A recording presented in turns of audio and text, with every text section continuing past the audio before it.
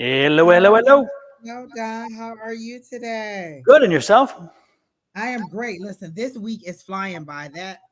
At first I was mad that the holiday was on a Tuesday because I'm like, oh my gosh, it feels like it's a Friday. Why do I have to go to work the next day? But lo and behold, tomorrow's already Thursday, so we're almost at Friday technically. So It definitely cuts up the week. yeah, and I'm happy about it. So Yeah, I don't even have to worry about it. I still have videos get up and get out. So I'm like, Oh slow down. yeah. Whoa.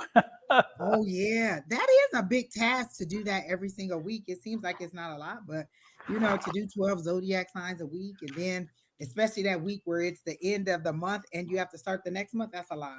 Yeah, and it's a So can lot you of post production stuff. So once you do the video, you're going to do at least 3 to 4 times more with the post work than you do just filming it. I mean, the editing, the tweaking, the whatever, it takes forever. And then once you get all that done, you hit the upload button and you chug, you gotta chug, wait for chug, that to chug, slowly chug. upload, TikTok, TikTok. And you know what? I've noticed a lot of people are like, screw it, I'm just gonna do it live. I've seen people just be like, I'm just gonna do my zodiac signs live and just go through it that way. But again, they also complain about the algorithm because they said that YouTube doesn't put the same highlight on a uploaded video as you do with a video that was uh live. So they, either way, you're gonna get some kind of something. So you're either gonna be mad that it was live or mad that it took so long to upload. Yeah, the live videos get ignored by the algorithm, in my opinion. I don't think they get much at all. And I think that that's unfortunate. However, I did find out that the algorithm, I mean, not the algorithm, that at least with YouTube, the watch hours are counted with lives, and at one point that wasn't the case. It's just Oh, really? yeah, they're trying to it's churning now, so they're trying to change things. But I think that what happens is they, as they get competitors, as they had TikTok, they went into the shorts for a while and they realizing, okay, how we have that tweaked. I think they're wanting to get longer content such as the live, and I think they're going to see the benefit of that. And who knows, maybe we'll be on the cutting edge of that since we've been working at this for a while now. So who knows. But I did find a very very old video of mine, and when I saw it I was like, oh my gosh, how far we have come.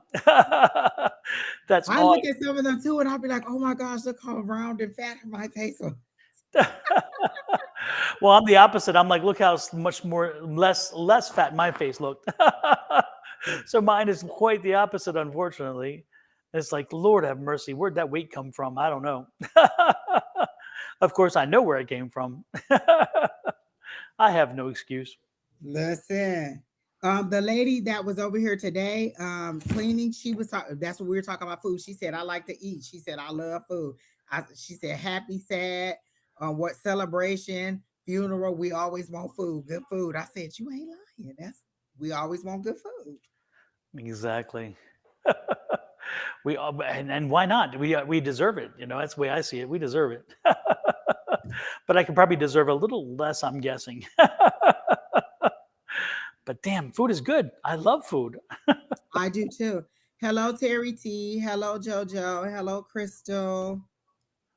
Hello, Pam. I haven't seen. Oh, we didn't have class yesterday, so I feel like, wow, I haven't seen people in a long time. Oh, it's a lot of people in the chat. Hey, y'all. Hey, everybody. Welcome in. Welcome in. Welcome in. I Welcome hope y'all all in. had a great holiday yesterday. Got some rest, ate some good food. Good food. That's what we talking about. Good food. Hmm. Good food. Yeah, I'll Terry show T you. said his surgery was good. Say what? He said that he said his surgery went good. It was 10 hours, and it took 2 days for the anesthesia to wear off. Oh, my. Well, I'm glad to hear things went well, though. That's the Yeah, important part. and it's but he's doing better. Terry T, this not a new camera. It's just been sitting in a box. I bought it so long ago, and I was like, "You have a camera. You should use that camera." So I finally figured it out, and here we are, clear as day. I can see my freckles and everything. So maybe there are a few, what do you call it, drawbacks. He's like, give me a filter now. Hey, Oh, my God. Alicia, Alexa. Oh my gosh, all these different people. Hi, Kay. Hey, everybody. Welcome in. Welcome in. All right, we got some good questions in there. Very good. Very good. Hello, Miss Linda from Florida. Are you in there just sweltering away in that nice humidity? All right. All these people in the chat, dog. Nice to see everybody in. Creating balance, Shauna Foster. Jeep. Hey, Jeep. Oh my gosh, GP. I haven't seen you in so long. How are you doing? Quinn, hey, I haven't seen you. Well, I haven't seen you, but I've seen you online. CJ, aren't you the person who won the reading from Shauna? And if so, I emailed you and I think I responded to you and I haven't heard anything. So if there's been a miscommunication, let me know if indeed, CJ, you are the one, which I'm thinking you are, that won the free reading from free long-term reading from me. So let me know, because again, I responded to your thing, but I haven't seen anything. So I just want to make sure that it's not on, not on my side that it failed or something. All right. Hi, Rontisha. I like that name. I have a friend whose name is Rontoria. Hey, King of Swords, nice to see you in. I don't recognize the name, so glad to see you in. I see. Listen, we don't see now one question there that says general. Listen, the heavens have heard me. Give me some good questions. Exactly. Ms. Linda, I hope your trip is going well. I'm glad everything is good for you. Hey, Jojo, nice to see you in. All right. Everybody want to know what they can do to improve their money. Work. It is July. One of the things you can do is go to that front door, open that damn front door, get yourself some ground cinnamon. Oh my gosh, my Blow cup it is into the way over door. there, but I got my cup. My I believe in infinite abundance cup. I got it, and I put my little cinnamon in my coffee because I drink my coffee out of it every morning, and I put my cinnamon in my coffee and stir it and drink it out of my abundance cup that I got offline from John. Thank you, thank you, thank you. Um,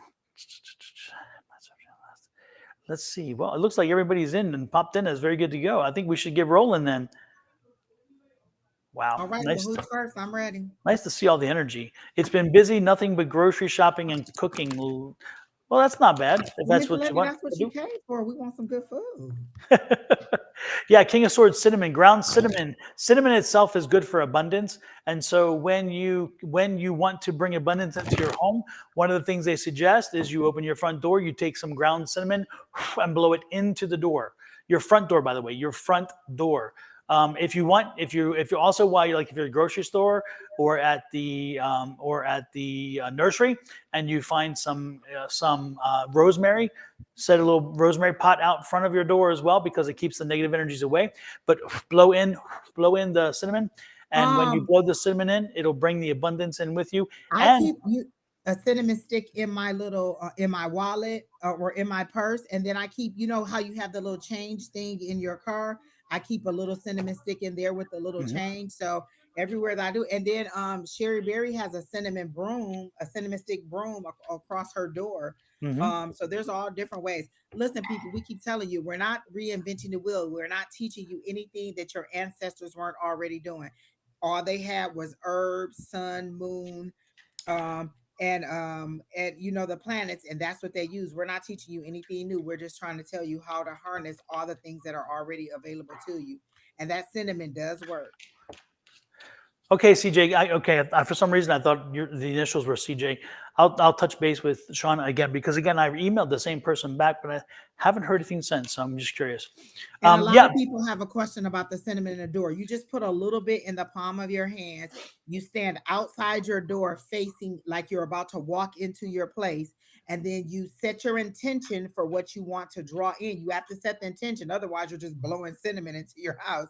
But you set the intention for what you want, or for abundance, or however you want it to be. And then you just blow it into your doorway, into your frame, or into your house to draw the abundance into you. Absolutely. And also, if you have a cinnamon stick, you can burn one in your house, and you should burn it from time to time because, I've done again, that too. yep, Yep. that will do the same thing. So there you go. GP says, I'm loving the full moon rituals. Thank you. Thank you. I did a video. What she's talking about is I did a video for full moon ritual. And since we just had a full moon, the thing was helping people understand how to bring that energy into your circle. Now, the full moon was on the 3rd. So you may still, if you want to, folks, you may still go out and do the full moon ritual, because the energy of a full moon lasts for a few days on both sides. So if indeed you are curious about a full moon and the full moon ritual, I'm going to post here a link that you can go to a video that has the full moon ritual. Also, I just posted a new full moon ritual on TikTok and other places too.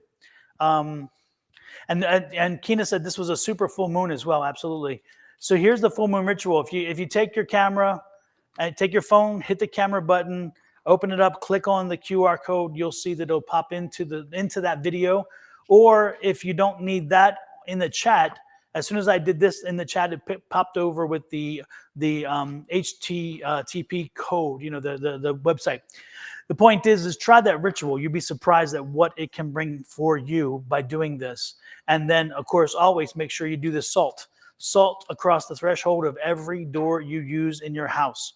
So if you're going, not every house internal, external. If you're coming in the front door and the back door, do it on front and back door. If you have 3 doors, if you have 1 door, whatever door it is, put salt across the threshold. Keep that negative energy out.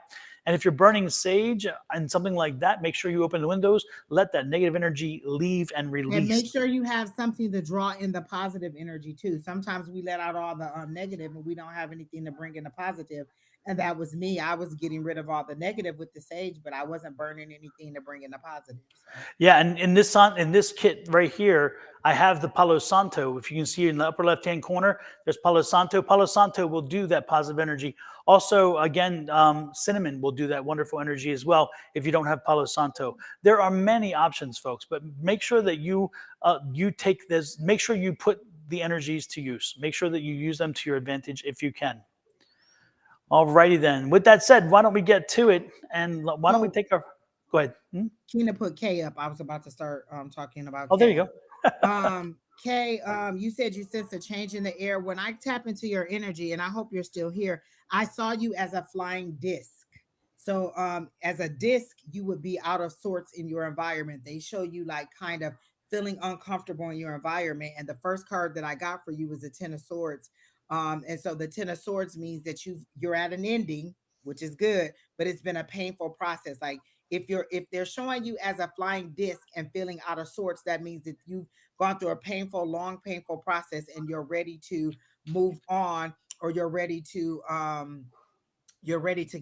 a new beginning, because your next card is the Magician. So you've had this painful ending, you've gone through all this heartbreak, and then you have the Magician.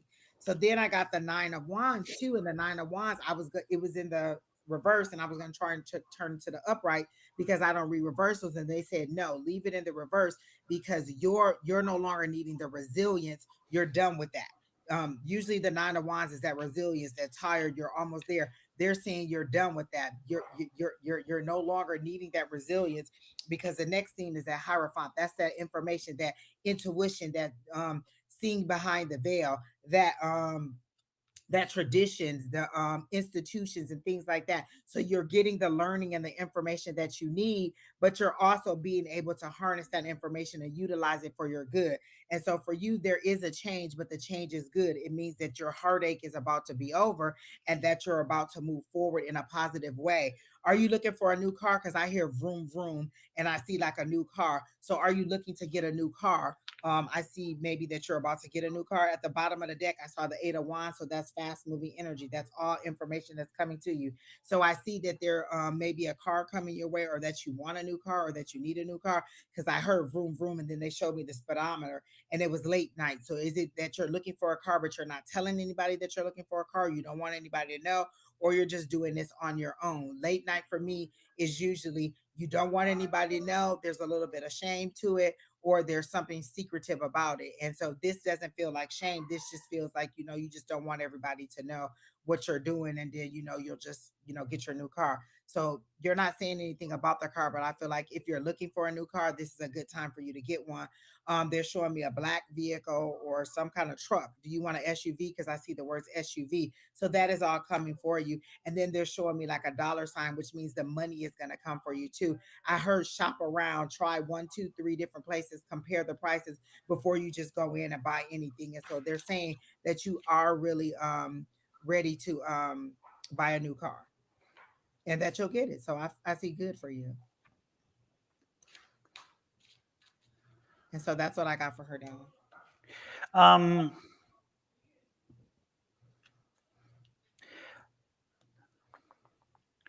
it's interesting. Kay, I sense that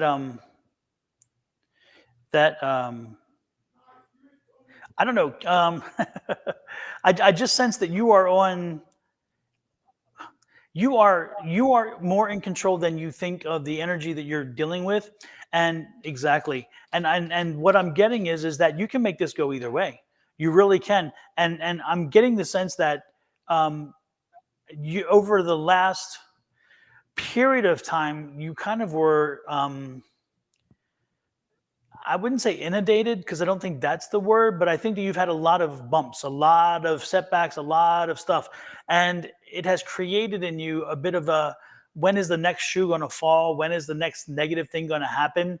And I would advise you that with this new, exactly, yep. And with this new energy, I'm really advising you to change that pessimism, the devil card that's there, which is the pessimism card.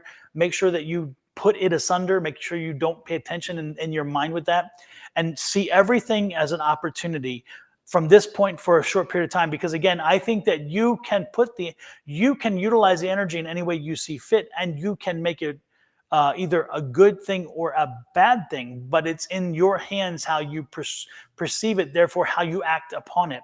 So what I'm saying to you is that I think you're right about the energies, but I really do believe this is the one time you're in a very strange situation where most people don't have it. Most of the time, the energies come in and they're very clear, whether they're positive or negative. Yours aren't, and I think yours is being left to you because I think you are at a pivotal point, and you're going to have to step up and say, I no longer want this negativity in my life. I no longer want this grief in my life, this trauma in my life, and therefore I will not accept that as my first thought. And by doing that, and it goes back to the affirmations I say over and over again, I tell people about, okay, if you put out that positive energy and you putting it out there, the universe will come in kind. But if you stay in that negative space, if you're not careful, because again, you're worried about all the bad things that are going to happen, so they're going to happen. And I'm telling you, adopt this new thinking under this new energy, and make sure that every time something pops up, anytime something happens, think of the good thing about it. Think of the positive side and say, okay, where's the opportunity here? What's okay? I blew a tire. Wow. Guess what? Damn it, I'm late. There it goes again. I'm not going to get into it in time, and it's going to cause such a grief, and it's so hot out, and whatever. Or you could say, thank gosh that I blew a tire while I was going slowly enough where I could control the car and pull over, and I didn't have any damage to the car. I'm alive and healthy, and I can get that tire replaced because guess what? It's under road hazard warranty. Do you see the difference I'm trying to distinct difference I'm saying here? There were the same event, but two different think thoughts on that event. So I'm asking you from this point forward, especially for the next few months, because again, the energy source I believe you're tapping into is there, and I do know it's real. I just need you to make sure that you utilize it to your advantage and not send out the negative to where you draw it in. So again, every time you see an obstacle, I say use the word opportunity. Every time you see something negative happen, say, how can I make this work to my advantage? It's a lesson. It's an opportunity. It's a benefit if you play it that way. And in return, I think you're going to see a number of years of positive energy around you. I also heard that she needs to change her circle a bit. Like maybe I feel like her circle feeds into her negativity. And so if we're all on the same level, like and like if your circle is the same as you, like maybe you're all the same income or you're all kind of the same, class of people, you all share the same pains about struggles with money. So you need to kind of get somebody who's outside of that so you have something to kind of strive for or something else to look for, or just get another positive set of ideals. Like one of the things I stopped doing was like I didn't want to go on any more of our girls trip because we would get around, we would go on our girl trips and then we would just kind of moan and groan about how our relationships weren't working and how this wasn't working. And so I said I don't want to go on any more girls trips because I don't want to just sit around and moan and groan. I want to go on romantic trips. So I stopped going on the girls trips and said, hey, my next trip is going to be a romantic trip. And until I have that romantic trip, then maybe I just won't do anything else. But it's the tone that you have to set. You have to see it different. I'm not going to keep going on these girls trips and just moaning and groaning about relationships. I'm going to try to build a better relationship so that my next trip is with that person that I want to go with. And so it's just seeing your situation or realizing the negativity in your situation, stepping outside of it and finding a different way to move forward. Just like Don was saying, you're going to have to change that way of thinking and see it as that. And it's not always an outside source that's going to do it. You're just going to have that light bulb. I don't like the way that this sounds coming out of my mouth. I don't like the way it feels when we go and do whatever. I want it to be something different. And so then you change it and make it something better. And so that's what I see for her. But I do see the new car coming. I do see the money for the car. I didn't see any increase in income or anything like that, but I did see that she wants a new car and that it is possible. It's just in that positive thinking about what she wants. So that's what I got for Miss K. There you go, Kay. The most important thing, Kay, is believe, know, believe, and understand that. Again, know, believe, and understand. Let me say it slowly so I didn't confuse it all for you guys. Because sometimes I speak a little fast. Again, know, believe, and understand. It's in your hands how you handle the energy. And if you choose or allow yourself to go down the negative trail, that energy will stay negative. But know that if it does stay negative, it's going to be negative for a while. And that's going to be on you because the universe is giving you an opportunity. So please hear our plea and make sure that you use this time and energy to your advantage. I love the response that was put in here to Miss Alicia. I don't know if Don or Keena put it in there, but I loved it. She asked if her boyfriend was going to leave her, and they said, ask him, don't invite danger or negativity. Ask your man and then wait for his response. I love that because there's no better source than the person that you're sleeping with. I love the response that you put in there to that question. Ask that person because coming to us, you're inviting negativity in by saying, oh, is he? Because you're already thinking that he is. Just ask him clearly and then let him know that it's a safe space to say either way, you do or you don't. So I love that response that you put in there. And if you've been with him long enough and you look into his eyes and you ask that question and he You answers should it, be able to see. you're going to But know. honestly, if you're asking that question, Exactly. you already know. You don't need us to confirm something that you already know. That's what Yeah. women's intuition is. That's why you're asking because something isn't the same as that it used to be. There's a different behavior. So just ask. Are we ending? What direction is this not moving the way we want? And tell that person to be honest. And but make sure that you're ready for that answer. Because you could ask us and think that we're gonna say, oh no, he loves you, blah, blah, blah. And then we say, oh yeah, he's leaving. And that's not the response that you were looking for. So make sure that you're ready for the question that you ask. Yeah. Then Make they sure get upset that with us. Then they get up defensive. How dare you? Didn't you ask the question? Didn't you ask me the question? all right, Too Keena, much. who's next? But Miss K, I hope that helps you. That's what the change is in the air. Is that trying to get you to see things differently, trying to get you to get on a more positive plane, change your circle of people, get out more, have a little bit more positivity in your life. Listen, one of the things I say every single morning, even if I know that I have a meeting with a difficult person, I get right out of the bed and say, today is a great day. Today, everything, all the information that I need to get my job done is coming to me clearly um and with it's coming to me with clarity and with amount of information that I need. I also say my affirmation every morning. I believe in infinite abundance and all my wants and needs are met. I say it every single morning before I even get out the bed. I set the tone for the day. So even if the day doesn't move like that, I recalibrate the day. All right, the rest of today is going to be amazing. I still believe in infinite abundance and all my wants and needs are always met. So you set the tone for the day and don't let one thing change it. But just that one little change every single morning changes your whole attitude toward everything. I know I'm going to have a difficult meeting, but you know what? Today's going to be a great day. And you notice how that person is different, how that person is softer, how the meeting went well, how there was no conflict. You got everything you needed because you called it into you for that morning. So just know that you can do that too. Absolutely. That day and every day. Absolutely. Okay, Rontisha wants to know what she can do to improve her money. I heard career change and they showed me a stethoscope. Are you thinking about going into the medical field from where you are now? Or is that something that you do now? Like I heard CNA, I see CNA. So I'm thinking that you need to make a career change because you don't seem happy. I get like a head down, like you hate to go into work and you're not happy with where you are or what you're doing and you want to do something different and something more exciting, But one thing I'm hearing Spirit say is choose something that you enjoy doing, not just for the money of it. I always say, so you can tell the nurses who go into nursing for the money and the people who go into it for the love and care of the individual, or for helping other people. So when you decide that you want to change fields, I don't know yet. I don't know which way to go. Well, they clearly showed me a stethoscope. They clearly showed me CNA or something like that. So you can take slow steps to move forward to get you to that field. But I do thinking about I do if you want to be a caseworker, you most definitely want to interview a caseworker or do a day in the life of a caseworker, because that is a very emotional situation.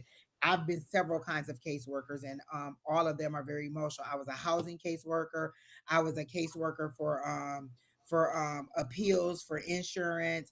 I was a caseworker for youth, for seniors. So a caseworker is heavy. I was a caseworker for CPS, and I ain't even last that long. That was a very overwhelming thing. So when you say you want to be a caseworker, make sure you talk to someone who's a caseworker in the field that you're doing, and understand the amount of time that it's going to take in, the amount of emotional toll it's going to put on you, and the amount of money that you're going to make. That was one of the things. I went to go get a job at the state of Arizona, or maybe it was the city of Phoenix, and they made it clear, you have to know that after 90 days, we're going to start taking this amount out for your retirement. A lot of people take the job, and then once we start taking retirement out, they quit. So they wanted you to know up front, this is how much your pay is going to decrease. So those are all the things you need to look into. But they're saying do it for the love of it. Like, I loved shelter care, but it just didn't pay enough money for me to live and to survive off for my child. So I had to go a different route, and I got into compliance. And so again, I see nursing or the medical field, and there's so many different ways you can go with the medical field. You can do administrative, you can do CNA, you could do front office, you could do billing, you could do insurance. There's so many different ways you can go with healthcare. So and people are always going to need healthcare. It's like it's never going to not. Like there's such a need in healthcare right now. You'd probably be in demand as soon as you came out of school. So think about that. That's what Spirit showed me, was a stethoscope immediately. So I don't know if that's one of your considerations, but that's what I saw for you regarding your money as a career change, most definitely. Well, it's interesting. DP shelters are very emotional too. That's what she said. Yeah, I see that. Yeah, yeah. I don't think that.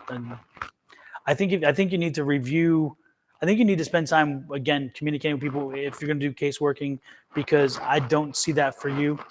This is. I don't think that's the choice you may want to make, and it is family oriented, which is nice. But I don't see it. In the end, it's going to come down to finances. But at the same time, it's going to really wear you out, and you're going to be having. You're going to enter into these issues not knowing much, and are blind, and having to go to fight for somebody blind without knowing the full impact of everything, and it's going to wear you down over time, because I don't see this. Again, this is that jumping in and without knowing, and that's not healthy. You are somebody who is balanced. You like to know all sides. You like to know all information. So I don't see that, but I do see you starting something new here. Again, that's that Ace of Pentacles, and something. Again, look at this. I mean, if you want me to, I don't need to tell you more. When you see this card in tarot, it's kind of telling you don't go where you just said. So case working, this card says very clearly, go back, the edge is near. Go back, the edge is near. And as Angie would so eloquently say it, don't do it. No, don't do it. No, no, no, no. yeah, I don't think that's where you need to find something that you're going to like and you're going to continue to like. That's that's the love cup, the Knight of Cups. Okay, so keep looking. This is that you will eventually find what you're looking for. But again, I don't know if this is the right path when it comes to that. Oh my goodness, look at this. I mean, please go back. No case working, please. And if you do choose case working, again, do it because you've talked to people. Because when you see this card, when I see this card and this card in a reading, you cannot get much clearer than these two cards. Okay, these cards are very clear about what it means. Okay, so Jesus, I'm seeing you. I'm seeing you in a work at home situation. I'm seeing you at a work at home situation. I'm seeing you dealing with people, but in a very different way. Like you know, it's not case manager, but it's not case worker, but it's more like case manager. Are you looking at maybe doing insurance case management like that? Because I just saw the word Allstate come up, and then I saw Progressive, that little woman on Progressive, and then I saw you in front of, I saw somebody in front of a computer typing. So are you looking at maybe doing case management in like an insurance situation? Because that to me is a very different situation than what you're talking about. Um, um, that would work because I'm seeing you work behind a computer, but I'm seeing it somehow with insurance related, maybe with again with an insurance company or with an attorney who does PI, personal injury, because again that working with files and working with information, that that I see I can get that info, that I just feel like that's where I see you kind of focusing on is that kind of situation. And that situation is great. It's a 9 to 5. You're not going to have emergencies. You don't have to deal with people's drama. You're going to have very clear and clean and consistent procedures and so forth. That would be something I think that I could see you doing. And that's kind of an image I'm getting for you. But maybe, again, your options are open. But if you're looking at remote work, I'm seeing that as a remote work opportunity. Who do we have next?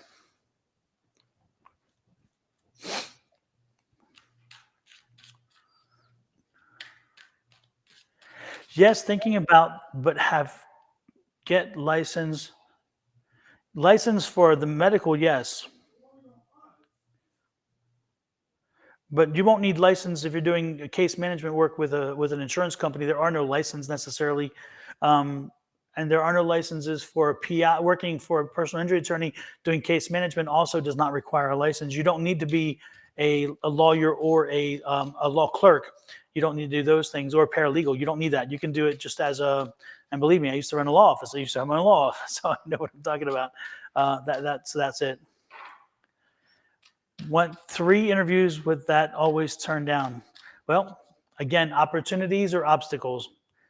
Think about what I just said and put that in that term. 3 interviews, obstacles or opportunities. There you go. Who is next? Terry T. Dear angels, what's my next step for my greatest and highest good? Terry T, I thought you were already set up that once your surgery is over, you're gonna step into that new program that you were gonna do for the I think it had to do something with like moving the blood clots from the brain. So I thought you were already set up there. That's your next step.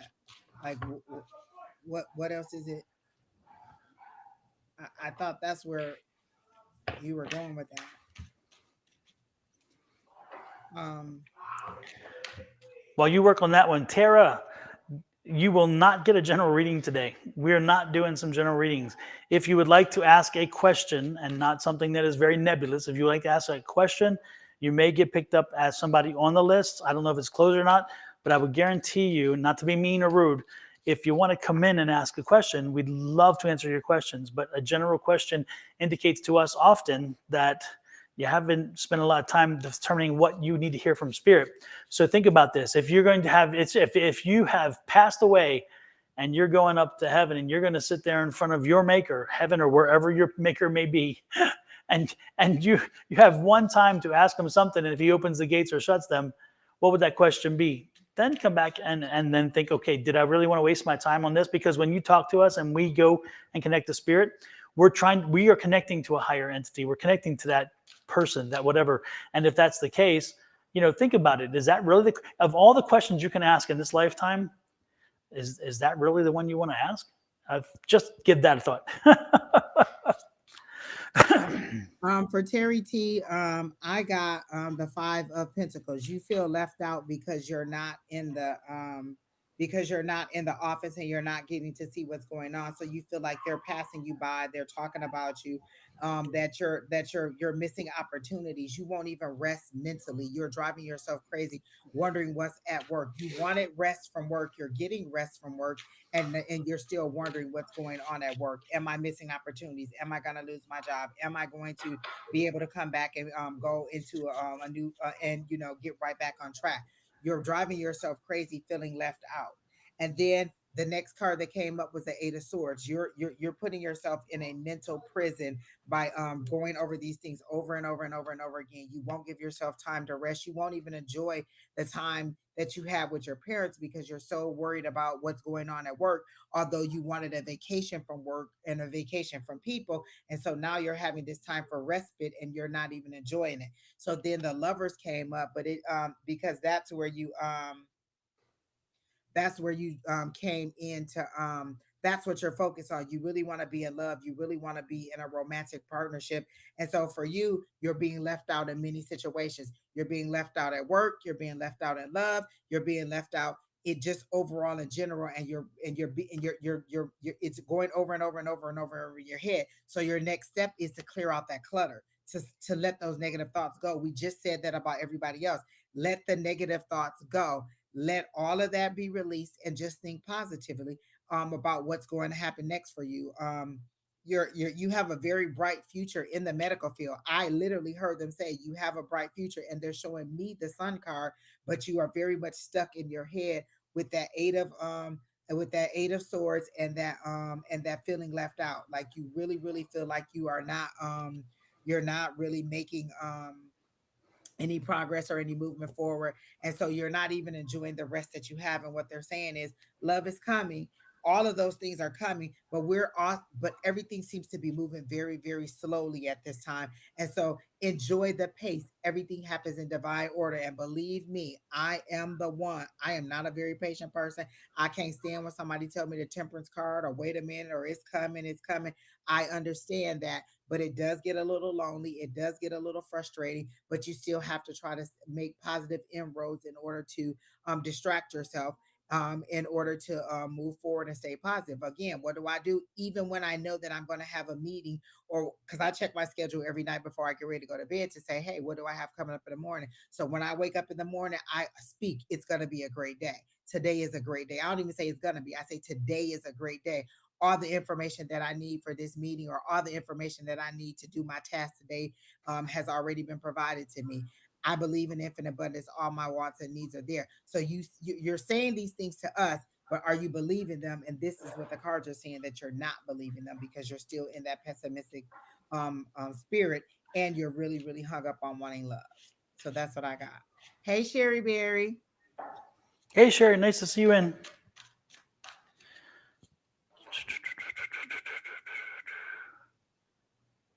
Well, Terry, I can't add much more than Angie already gave you, because again, I think that you make sure you just make sure you're always not looking at the grass is greener over someplace else, and make sure that you are, that you are blessed, that you were given an amazing opportunity with the education you have, and now with your licensing, to affect a lot of people, and bring a lot of change, and know that that doesn't happen for everybody, and not everybody can do what you did.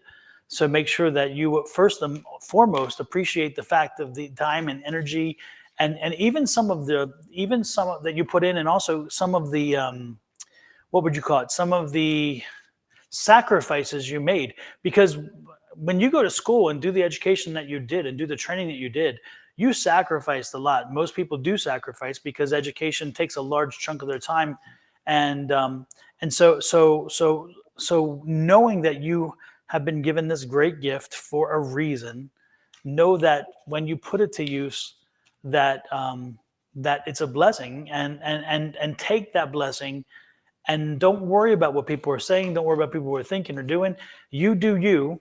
You focus positively ahead of what it is you're wanting to do, and that is to heal and to help people to sustain or improve their quality of life. And the spirits will come back and give in return. They will give you blessings beyond what you might want or need.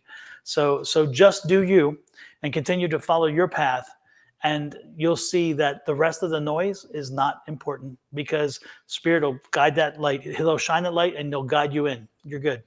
But like one of the comments that he said was they were calling him to ask him how the surgery went, and he thought, "What are they trying to pull?" I don't think it would have been either way. They would have not won. Had they not called, he would have thought, oh, what are they saying behind my back? They did call, and he thought, well, what are they trying to find out from me? So either way, it was a no-win situation for them. Whether they called to see how you were doing, Exactly. or whether they did, you had already set up a negative inroad. Instead of appreciating the fact that your coworkers took the time out to say, hey, how are you doing? Hey, are you okay?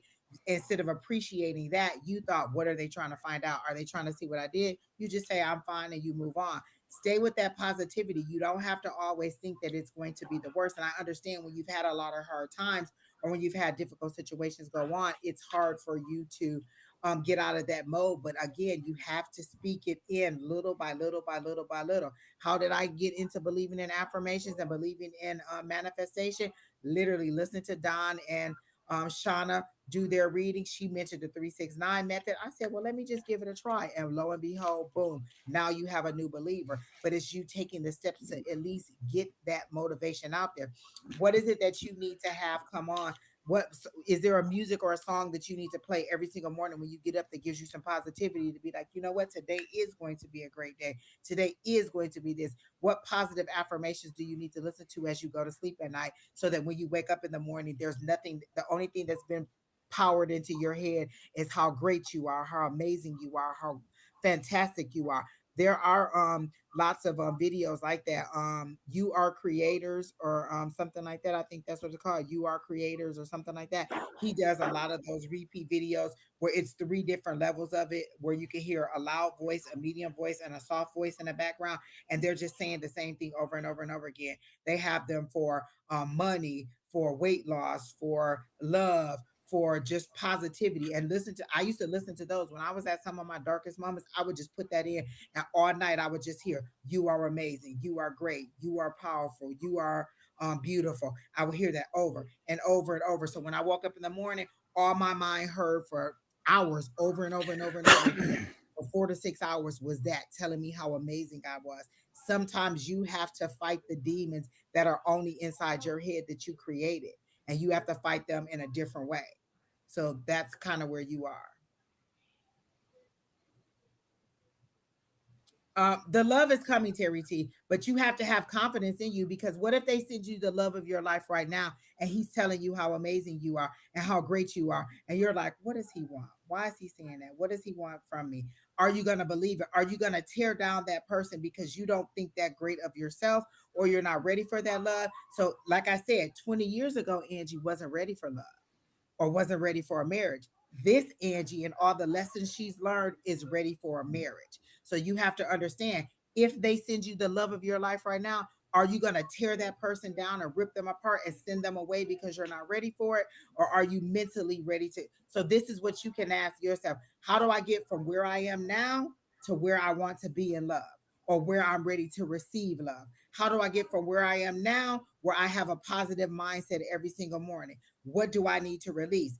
This is the full moon. Don just set up the ritual. So what do you say? I release all that no longer serves me. I don't even know what it is to release. On my way to work the other night, the moon was bright and beautiful. What did I say? I release all that no longer serves me. I even released the fat cells that no longer serve me. Listen, everything that gotta go, gotta go. Y'all can all go. The fat cells, the negativity, the pessimistic thinking, everything can go. But you have to speak it. I release it. I release it. I release it. The other day I was so emotional, I just started crying. I'm like, what the hell am I crying for? I said, oh, there's a release.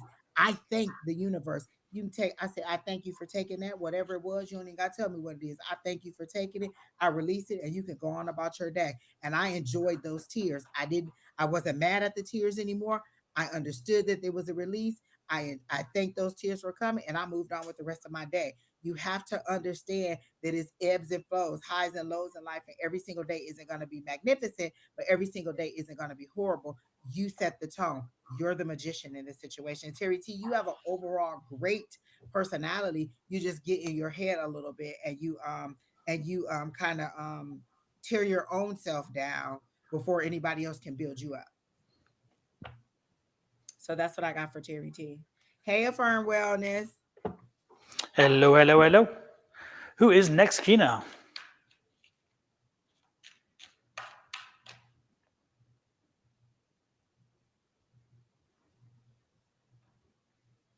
Is there anything Spirit would like for me to know? Immediately when I read that, Crystal, and I hope you're here, I heard the stage is set. When are you going to come from behind the curtain? I literally saw a stage and I heard the stage is set. When you're going to come from behind the curtain and to let everybody know that it's you. You are the star of the show. When are you going to come out? It's like they got the whole thing ready for you. You pray for this, you ask for all these blessings. The stage is set, the name, the marker is up there with your name on it. Everybody's here to come see you, and you're still behind the curtain. You're not ready to come out. And so I heard the stage is set. When are you going to come out front and let everybody know, or when you take your place in your own show? This is your show. This is your move forward. When are you going to do it? When are you going to get in the driver's seat and stop waiting on some direction from some magical force to say, hey, go left, and when you go left, there'll be take 10 steps to the right, and then there'll be a magic coin over there, and then take that coin and throw it in a wishing wheel. And then when you throw it in a wishing wheel, it'll be this. No, you ask for these things, you pray for these things. All you have to do is start moving forward. The journey of 1,000 steps start with the first step. When are you going to take the first step? So what spirit like for you to know? When are you going to start moving? When are you going to start going forward? There's a talent that you have that you're not tapping into and you're afraid of it for some reason. Do you not want people to know that you have this talent or this ability? Because they're showing me that it's nighttime. Nighttime for me is secret, shame, or something that you don't want people to know. And for you, I keep hearing the word secret. So you have an ability that you don't want people to know that you have. And because you're not doing it, you're not stepping into your purpose, you're not enjoying what you do, and you're not moving forward and being fruitful. The word I heard is fruitful. They're showing me the large vines of grapes where you could have all this abundance and you could be making all this money and you could have all this growth, but you won't even come out and let people know what your ability is. So that's what I got for you, Miss Crystal. What's your next? What does spirit like you know? It's time for you to take the steps forward and let people know what your abilities are. Super. With that said, folks, don't forget, if you are on Facebook, please do this.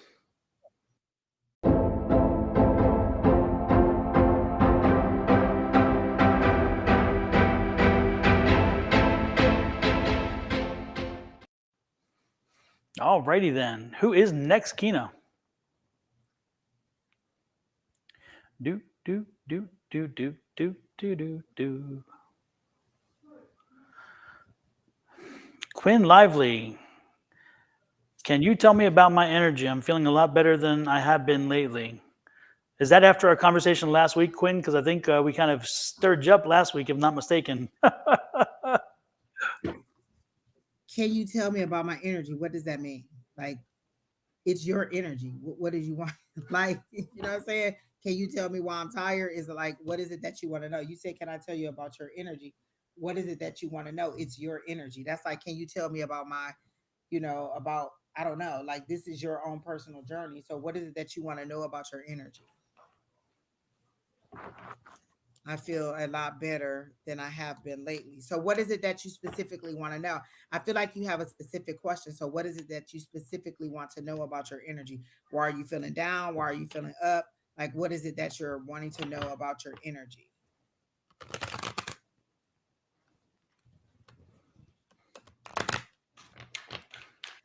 They literally showed me you sitting on a pot like this, just bored with life, not content with what's going on, but not willing to make any efforts to move forward. Like you want to complain about everything that's not going on, but what efforts are you making to move forward?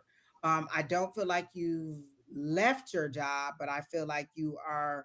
Um, you're kind of you're more loyal to them than they are to you, and I feel like you need to just take some steps. What is it that you want? If I could wave my magic wand and say boom, I'll grant your wish today, what is the one wish that you would want me to grant? What is the one thing that you want me to do, or the top three things? What are the top three things that you want the Lord to do for you right now this minute? You wouldn't even have to ask me twice. I can give you so many lists right now, you wouldn't even, your head would spin because you wouldn't even be able to write it down fast enough. So give me the top three things that you want from your life. What, okay, you're still looking. What kind of job is it that you want? What kind of money is it that you want? What kind of schedule is it that you want? What kind of, where do you want it to be? Do you want it to be remote? Do you want it to be at home? Do you want it to go into the office? Do you want it to be in the medical field? Do you want it to be in the legal field? Like, what is it that you want? The universe can only give you what you ask for. Oh, I want another job. Well, I mean, they can give you a job as a fry cook. Is that what you really wanted? Or do you want a job that's specific? Listen, my guys don't ever have to ask me what I want. They know what I want. I want to do this live in front of an audience on stage. They'll never have to ask me what I want. You'll never have to ask me for any kind of list. Gifts, talents, skills, shows. I got a list for you in every single department. Hair, styles, lengths, colors. You ain't never got to ask me for a list. What are the top 3 things that you want from the Lord? This is your Lord. I'm talking to him right now. So I'm gonna tell him this is what Quinn want. What do you want? Give me 3 things to tell the Lord that you want right this minute. And if you can't decide what they are, how is the Lord going to know what to give you? You know what I'm saying? So you want somebody to tap into your energy, but you ain't even giving them nothing to tap into. You want him to go in and probe everything and tell you how to live your life. He wants to be able to tell you how to live your life. He wants to be able to help you to live your life the way that you want. We're all stuck in that religion where we think, oh, I have to beg the Lord to give me whatever I want. I have to wait for the Lord to tell me what my purpose is. It's a co-creation, not a dictatorship. What is it that you, Quinn, want? I've asked you, have you given me 1 thing, 2 things, 3 things? Not a single thing. It should not ever take this long for you to be able to say, this is what I want. This is the job I want. These are the hours that I want. This is the pay that I want. Or these are the top 3 things I want. I want a vacation. I want to be in a relationship, and I want this kind of job. What are the top 3 things you want? And that's how we sometimes miss out on our blessings, because we're not ready at the wheel. The Lord is waiting. He's always listening. He's always ready for you to give you what you want. You won't even tell him what you want. So what is it that financial stability? What does that mean? Financial stability is different for everybody else. Financial stability for me means I have this amount of money in my savings account. I pay all my bills at the throughout the month, and at the end of the month, I still have money left over. I can take my son on trips. I can pay for all his needs. I can pay. I can do a little leisurely thing. So, what is financial stability to you? Financial stability to somebody else may mean, hey, can we put food on the table this month? Can I pay for my medication? What is financial stability? Don't give them general terms. What specifically do you want with your financial stability? Is there a set amount of money that you want to save? I know exactly how much money I want to have in my account at the end of the year. You know why? Because if I don't have some kind of goal, how is the Lord going to exceed what I want? If I don't even have a goal of 1,000, how we go exceed that? If I just say I want to save some money, well, I can save $20 every from every paycheck, and that's all I have at the end of the month. But if I set a goal, I want $50,000 at the end of the year in my savings account. That's something that the Lord can meet and exceed. So when you say financial stability, what does that mean for you? Does that mean you can go out and get a car when you want? Does that mean that your credit score is an 800? Does that mean that that you have a job that pays this amount of money? What does financial stability mean for you versus for somebody else? Because financial stability means for me, I can pay my son's tuition in full and not have to worry about any scholarship or any kind of financial aid. That's financial stability to me at this level. Each time you level up, you should have a new level of financial stability that you want. So at one level, it was just to make my ends meet. How do I pay all my bills without having to rob Peter to pay Paul? So I got past that. So now I have a savings account. I'm savings minded. So this is the amount of money that I want to save. Okay. So now that I've gotten to that where I'm in a savings mode, okay, what is it that I want next? I want love. I want romance. I want this. I want that. So you have to keep setting the boundary. Every time you level up, your needs, your desires, your everything levels up with you. You can't be at one level income wise and then still thinking poverty down here. You're never going to escape that. You have to continue to level up with what your desires want. I didn't break it down like that. That's 9. Is it? I've been. Let me see. What else did she say? But that's all I have is like kind of what do you want the Lord to give to you? If I could wave my magic wand, that's what you want. So what you said was you wanted financial stability, and that's what I told the Lord. How does Quinn get financial stability? And the question that I got back was, what does that mean to Quinn? How does Quinn want financial stability?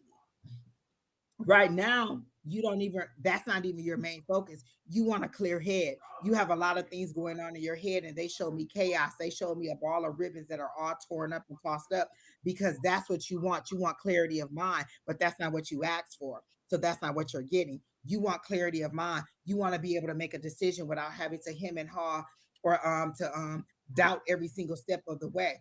you want clarity of mind, but that's not what you're asking for. But that's what they're showing me, because your mind is all wound up with all these thoughts and all these decisions that you made. And so you're having a paralysis right now and you don't even know how to move forward. And what you should have been asking for is clarity.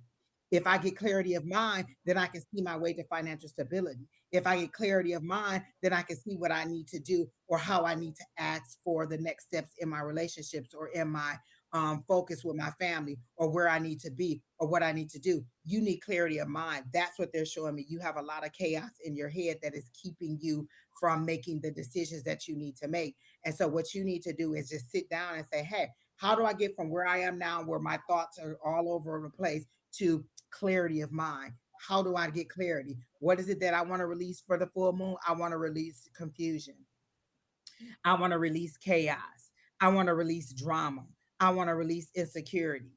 I want to release all those things that no longer serve me. What do I want to draw in for the new moon? Clarity, confidence. Those are the things that you want. So that's what I see for you for your energy. Your energy is muddled and dark for me, because you have so much chaos going on in your head. So that's what I got. Oh, look at my old picture of me. Oh my God, look at young Angie. All and bright. I need to get outside and walk some more. Winter, this winter Angie over here, summer Angie over there. Well, thanks for popping in, Quinn. And folks, don't forget.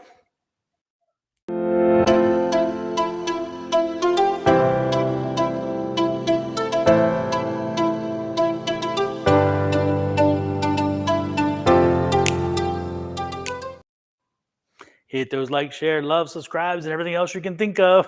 Show us the love. Alexa Ann, you done put this question there about this trade person 500 times, honey. When I first read your question, it was yes, you did make a decision to leave this person. Any decision that makes you agonize that much means you should have left a long time ago.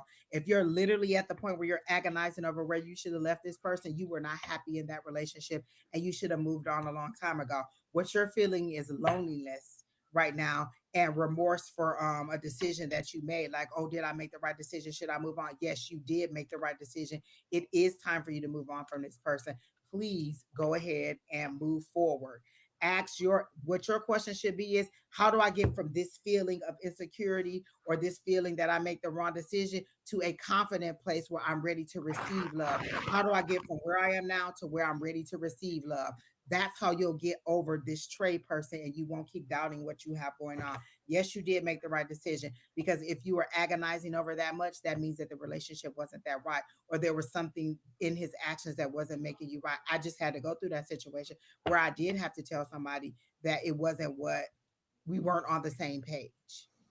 And so when I told that person that we weren't on the same page, I had agonized over it for a long time. But you have to decide that this is what it is. And now that I've done it, it's like a weight has lifted off of me and I'm okay with it. And you just move forward.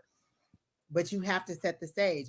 This is what I did. Now, how do I get from this feeling that I have now to where I move on? You did not react too quickly. You've been mulling over this for a long time.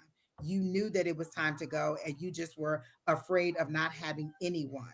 So the fear of not having anyone sometimes makes you decide that you'll just stay in a situation too long past its expiration date. You already got the lesson, whatever the lesson was in it, the loneliness, the isolation. You were in a relationship and you were feeling the same way in the relationship that you felt outside of the relationship. The good didn't outweigh the bad in this situation. Is how they're showing me. They're showing me a scale, and the good didn't outweigh the bad in this situation. And you knew it was time to move on, but that fear of not having anybody bothered you. But it's a hot girl summer, honey. Go ahead and have you a good time. Meet you a couple people, go out for you a couple dances, go get on the boat, have you a couple drinks, and meet you somebody. Flirt around a little bit, wear you a little short dress or a little whatever it is that you wear, or you may, it might not even be a man, it may be a woman, whichever way you decide to go. But get out there and have a good time. What do they say? How do you get over one person? You get under somebody else. So get under somebody else. That's all I'm saying. Exactly. Before we move on, I also want to remind people that our friend Susan Grayson has a new book out, and I'm going to show you a quick commercial just in case.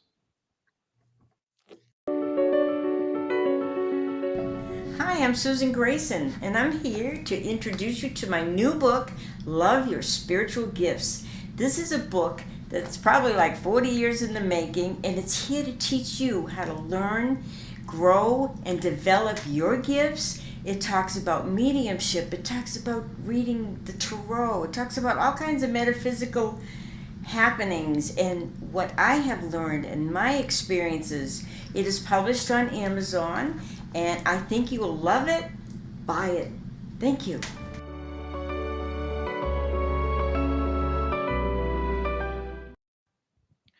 And if I could just wrap up with Alexa real quick too, and it's the thing that came to me, Alexa, is most important is that you were comfortable and he was comfortable, it was comfortable, and now you're not so comfortable. I think you're actually missing the comfortable, but down the road, you're going to find someone who comfortable will come again. Comfortable and being in the right relationship are not necessarily they're not necessarily the same, okay? Because again, if you're in a relationship where you need to walk, then something was not comfortable, but it had some comfort to it because you were used to it. It was home. It was what you knew. It was where you could come and be yourself, even when it was not happy. Okay, you were still comfortable, you just weren't happy. And this, by again, you walked. And so often we do have buyer's remorse that we made the choice, but often it's not for the right reasons. It's usually for the wrong reasons because we start thinking all of the things of why the good things we left, but we tend to forget some of the bad things why we left, and that's the reason why we left. It wasn't the good, it was the bad. So when that happens, you need a friend. You need a good friend who will smack you upside the head, metaphorically. I'm not talking violence. Lord have mercy. But the point is you get woken up and reminded that you left for a reason. And this is the reason. And all the good stuff that came along with it, yeah, that's nice to have. But you left because the core reason apparently was so overwhelming that the good could not outweigh the bad, and you walked. And don't forget that. Don't let time has a way of putting a fog over us. It's like, oh gosh, I remember this and I remember this, and we forget, shoot, I forgot that. And damn, I don't remember. And then when you get back with them for a short period of time, oh yeah, that memory comes back, and then you're like, damn, what the hell was I thinking? Because you were thinking with different pituitary glands or something. I don't know. The point is that keep your mind focused on what it is that drove you to make that choice, and has that changed? And if it really has changed, are you then in a different place? The answer usually is not, it didn't change. It's just that you changed because you've given in to some of your, some of the fears of moving forward, some of the fears of the unknown. And those fears can sometimes be, definitely, they can be debilitating. They can be, they can create paralysis, but that doesn't mean that you're not on the right track. It just means that you're at that point where I mean, where the clip of that ribbon, the clip of that connection, the two of you, it's at the frayed edge now, and you're afraid that if I snap it all the way, then it'll be gone. And I'm saying, if you're meant to snap it, you did already, then snap it and move on. And you will find that 6 months from now, you can go back and watch the show and realize, damn, what the hell was I thinking? I definitely know I made the right choice, and I can't believe I even had that conversation. That's just my thinking. And your circle can help you with that. Like when I needed to make my decision, they asked me every week, have you done what you're supposed to do? Have you done what you're supposed to do? And I had multiple people asking me, have you done what you're supposed to do? Did you do what you're supposed to do? And so your circle sometimes can be that support for you to help you to pull that trigger or to cut that tie or to do whatever it is. And so there, even after you do it, you have somebody to go to and say, hey, okay, well, now that you've done it, at least you made the decision. This is how you move forward. So you may need a circle of people who to just support you and say, hey, it was a good idea. Move on, move forward. Yep. When you get weak, make sure you talk to your friends. Yeah, when you start getting a little bit weak and because you're again giving into some of your emotions, make sure you talk to your group of people who can give you the support, and they will they're not going to make the choice for you generally, but they will remind you of the choice you made and why you made it. And then you will have to evaluate, did things change? Did he change? Did she change? Did I change? And if that's a valid question and a valid conversation. But generally speaking, no. We always think we're going to get in a relationship and change somebody. We're going to take this guy who spends the time at a bar all the time and is always hitting on women. I'm going to make him go to church on Sundays, and he's going to never look at another woman in his entire life. And I'm going to be that because I'm all this. Yeah, think again. Or I Or love he this. magically just realized you were the perfect person, and now he's just gonna change his life for the better. Exactly. Child, you get what you get, and you don't have a fit. You move on. You move on. But you also teach people how to treat you. Yes. If you allow this person to continue to treat you that way, what is his motivation for changing? What is his motivation for treating you any different? All I gotta do is say I'm sorry. All I gotta do is give you some puppy dog eyes. All I gotta do is take you out to dinner. All I gotta do is just have sex with you.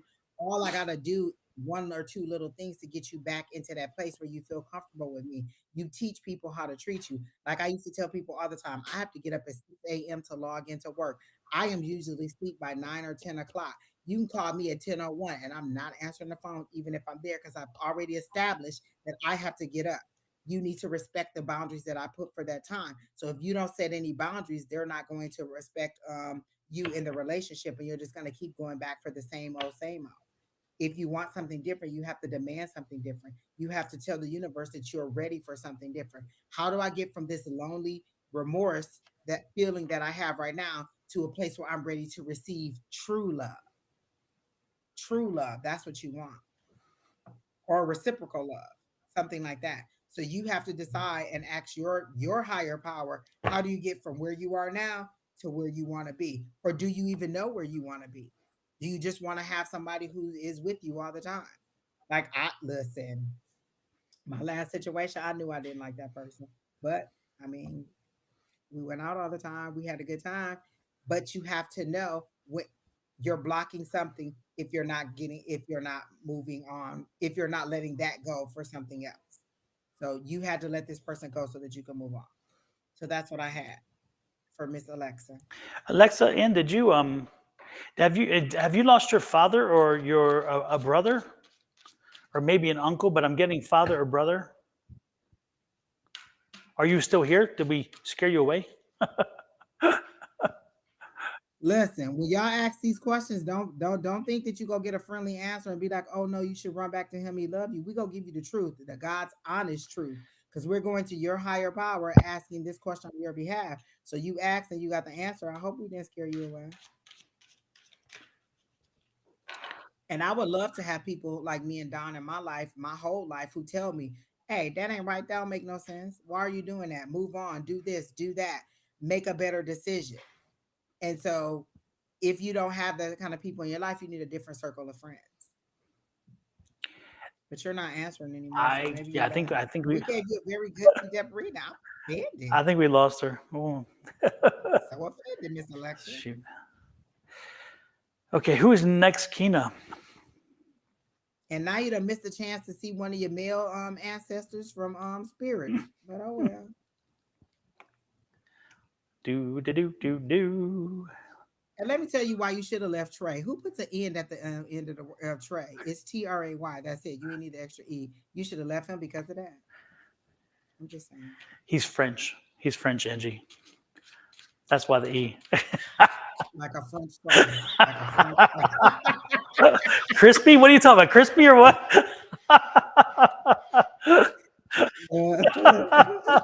Oh, Lord. Lord have mercy. Oh, goodness. Angel said, Patty, we love it. Is there anything for my guy? CJ, are you still here? Are you ready?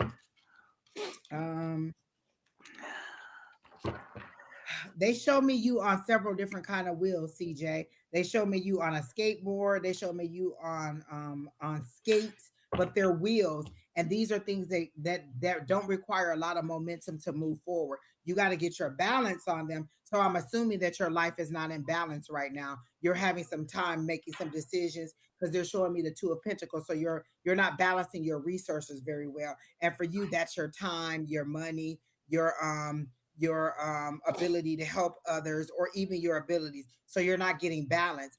You're moving forward, but you're feeling like this, like you're not in balance, or like you're not on stable footing. And so that's why they're showing me the skateboard, and the skate, because although they give you a lot of momentum to be propelled forward and a faster moving than walking, sometimes you don't feel stable on them because you're not balancing out your resources, your time. You don't have great time management right now. You're not planning very well because they're showing me that you need to write things down. Okay, tomorrow I need to do A, B, C, and D. And if you do A, B, and C, then D you carry over to the next day. You're not managing your time correctly is one thing they're showing me. And two, you're not managing your resources. You see all this money coming in, but where is it going out? You don't see where it's going out to. I just told somebody today I was spending $100 a month on Sonic Ice. I was buying those 10-pound bags of Sonic Ice, and I was spending $100 a month. And somebody said to me, why don't you just get a countertop ice machine? It costs $100 and it lasted me over a year. So that cut me down from like $1,000 to $1,200 a year to $100 a year. I saved $1,100 by just that one suggestion. Go get a countertop ice maker and stop buying ice every day from Sonic. $1,100 saved in just that one action.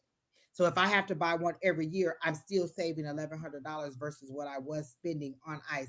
And so what they're saying is you're not looking at how you're spending your money. You know that it's coming in, but where is it going out to? And you need to realistically look at what it is.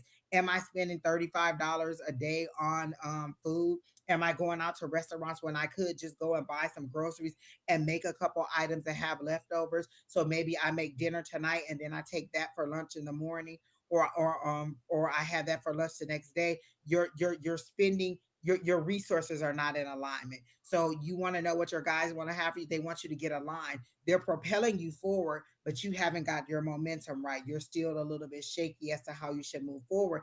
And they're saying you need to focus. Like really, they're showing me the focus card, and they're literally showing me like somebody in that lotus position sitting, and they're just kind of allowing getting in that meditative state and allowing the information to come to you. And that meditative state for you may not be sitting in the lotus position. It could be, outside playing basketball or shooting basketball shots.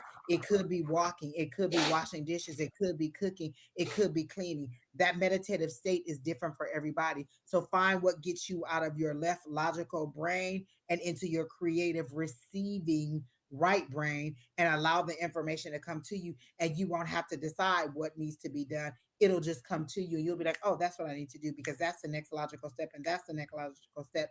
And so your guides want you to find some focus, one, and then two, they're saying, they're showing me the Calm app, and they're saying even if you get the Calm app and just sit there for 5 minutes and listen to raindrops, and do that over and over and over until you get used to it, so you get that calm and you can start to understand, because you may not even understand what receiving is. That's what they're telling me, is that you don't even know what receiving is. They'll send you a song and you're like, I used to like that song, but you don't understand that that song has a message in it for you. And maybe you need to think about, well, where was I when I first heard this song? Well, what do the lyrics mean to me? What kind of mood does that put me in? Who does that remind me of? And so you have to understand how you receive, or what receiving means. So you come to somebody else and ask them what your guys are telling you, because you don't understand how to receive. They're trying to get the message to you, but you don't understand how to receive. So if you get that Calm app, you sit there for the 5 minutes and you understand what receiving means. Oh, they gave me this song. That means something. Oh, they gave me this movie. That means something. Oh, I remember this quote from this movie. That means something. Oh, my grandmother's pie, she used to make that on this date, so this means something. So you have to understand how to receive. That's your problem. You don't know how to receive from your guides. So that's what I got for you, CJ. Super, super. Well, CJ, great advice. Please use it to your fullest, because when Angie says it, it is. I mean, these are again, they're not just her words. Make sure you understand this. When we're speaking to spirit for you, the words are ours because we speak them, but they're not ours because we create them. We are delivering the message to you. So you can do what you want with the message, but making sure that you appreciate the fact that you're hearing something, put it to use to your advantage, knowing that if you do, you're going to see some great success by having done so. And if you choose not to, well, that's a choice as well. But if you do, you do it at your own peril. Because again, when Spirit sends you a message, they're trying to tell you something. That's why you found us today. That's why you came today. That's why you asked the question that you did. And that's how the reason why Kina popped you up and put you on the screen. Because again, it was destined that this happened the way because you needed to hear the message. And usually we don't answer just broad questions like this, like anything, guides, whatever. But there was a reason why Angie was drawn to it, because Kina was drawn to it, because you needed to hear this. So again, put this information to use. Do not just poo-poo it, or do not consider it, oh, it was just something someone said. If you want to go that way, you can. But again, you go at your own peril, because these are wise words that your spirit needed you to hear. And I'm hoping you're ready to hear them today. With that said, let's say happy birthday to everybody who has a birthday this week, last week, or next week. Happy birthday to ya. Happy birthday. Happy birthday to ya. Happy birthday. Another thing for CJ, he said that he's tried swimming to meditate. That sounds good. Just the rhythm of the swimming, the water is cleansing, the water is emotion. That's a good thing. I got a yes on the swimming thing. Just be a little bit more focused. Maybe you're going with someone else when you go swimming, and you need a little bit more alone time when you go, or a time where there's not so many people there, so you're not like, oh, this person is in my way, oh, I have to be polite to that person. You needed to be a little bit more serene and a little bit more isolated. Your meditative time has to be yours by yourself. Like, you have to decide that this is my time and nobody else can interfere on it. Like, we decide every Monday, Tuesday, and Wednesday, or however times we go to class or we come on live, that this is our adult time. This is our time that we set forth, and we try not to break that or have any other thing interfere with that. And so you have to set the time. Again, one of our mentors, Tina, what she tells us, she has a meeting with her guides every single morning. She gets up, she's in the shower, she's talking to them. What are we going to do for today? What is our outcome for today? How do I tell my guides? I say, hey, today's a great day. And I tell them, make it a great day. Make this a great day, or this is a great day. I speak it. I let them know, or I say, well, what is it that we need to do today? How do we move forward today? So you have to have that conversation. A lot of times we get so used to just praying and allowing the words to come up, we don't know how to receive and bring it back down. So what you need to do is just learn how to receive information too. One more thing I would mention to you, CJ, and this is just kind of a reminder to everybody. Make sure you guys ground yourselves. We walk around the house with our shoes on or off. We walk, we go up, we jump in the shower, those kind of things. But when is the last time? I'm going to ask everybody this to answer for yourself. When was the last time that you actually took your shoes off and put your feet in dirt? When's the last time that you walked in grass or in some kind of in sand? When's the last time that you actually gave yourself over and let all of your energy ground itself into the earth? And I'm going to guess that most people, it's been a while. And it's not a surprise, because our life gets us that way. Our life has us going from our house to our car, to our work, to the car, to the store, to the car, to the work again. And you very seldom do you actually get a chance. So what I would suggest to you, and everybody, when I say you, this is the plural you, is that from time to time, maybe even on a calendar, you set a time and you find yourself the opportunity to go outside. If you have grass around you, put your feet in the grass. If not, get in a car, go to a park, find somewhere there's grass, there's dirt, there's something, there's sand, go to a beach, and get your feet into dirt, into grass, into sand, into the place where you can ground, sending all of this energy that you have. Because if you keep it bottled up and the energy goes nowhere, sometimes we wind up using that energy and it kind of spins in us to a point where it can get very destructive or very unuseful. But if you ground yourself, you'd be surprised how beneficial that can be. So set a calendar. If you don't have a yard and you can't go out into the yard and ground yourself, or if you don't have a space where you can do that, make sure that you take the time to do it. Set a calendar and say, at least once a week, I've got to do this, and make it happen that once a week, because you will find yourself, as you ground yourself, having such an amazing feel. Okay. And again, letting that energy go. Okay. One of the things I was gonna say, and you don't have to keep him up. We can go to the next person. Is you have as tapped in as we are. Every single day, I came home for a couple of days, and there was a feather at my door, and I kept kicking the feather out of the way. And when I would come back, it would be right in front of the door. And so one day, I was like, I actually looked up what the feather was, and it was say, it was saying that your guides and your angels are around you. And as tapped in as I am, I kept poo pooing that away. I just kept moving the um okay.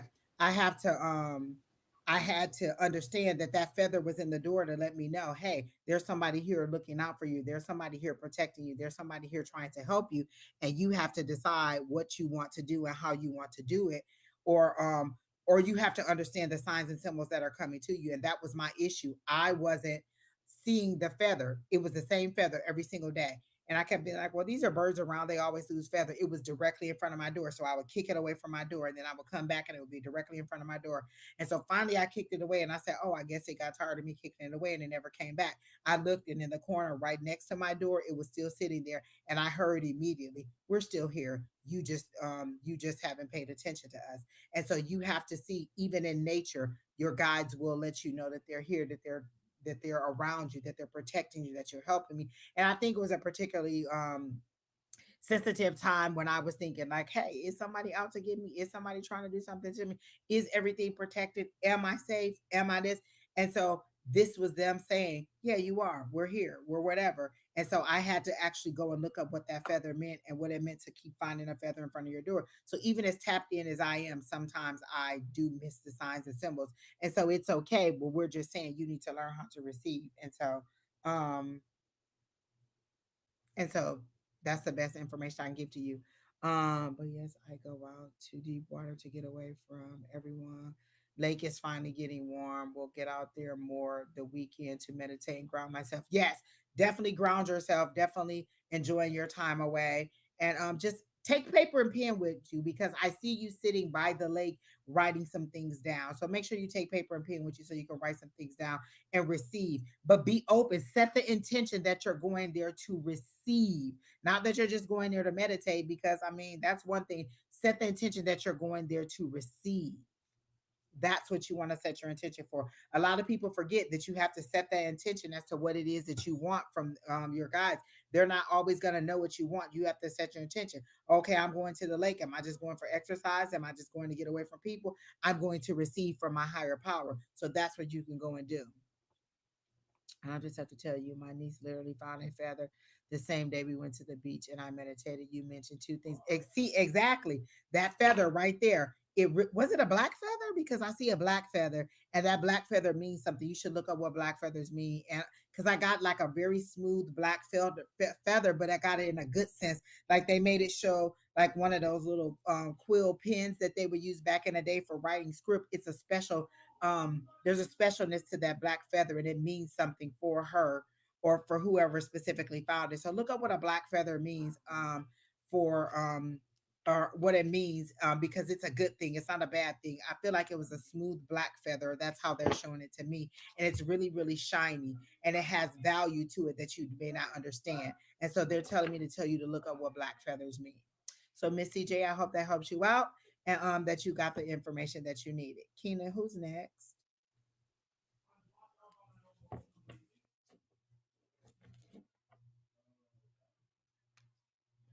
Tanya Hikes. Are you still here, Miss Tanya? Will my finances improve in the next 2 months? So this is the question they're asking me to ask you. Did you get a new job that pays more? Did you get another job that pays more? Do you have an ability that will be, or are you just thinking that you're going to win the lottery and that's how your finances are going to increase? So you're saying, will my finances improve in the next 2 months? Yes, if you make the effort. I can tell you yes all day, but if you don't receive the signs, or you don't, like, if I say yes and then they tell you to go play the lottery and you don't do it, then no, your finances aren't going to increase. So what are you doing in order to help them improve in the next 2 weeks? Or are you just thinking that the Lord is magically going to have you drive behind a Brinks truck and a bucket of money go fall out and you just go have that money? Oh my gosh, CJ, that's exactly how they showed it to me. CJ said her niece said, Auntie, is this a feather you can write with? And that's exactly how they showed it to me. It's like one of those little quills that you would dip in the ink and write something out. So there's something great about that feather. You definitely should find out what black feathers mean. If it wasn't black, but that's what they're showing me is a black feather. So oh my gosh, that is exactly how they showed it to me. Okay. But Tanya, are you here? Angie, you must be psychic. Maybe just a little bit Just a little sometimes bit. on a Wednesday night. Okay, Miss Tanya, are you still here? Because I don't see you in the comments. King of Swords, are you here? Keena's asking for you too. If not, I'm just gonna go and find somebody in the comments who's actually ready to take a question.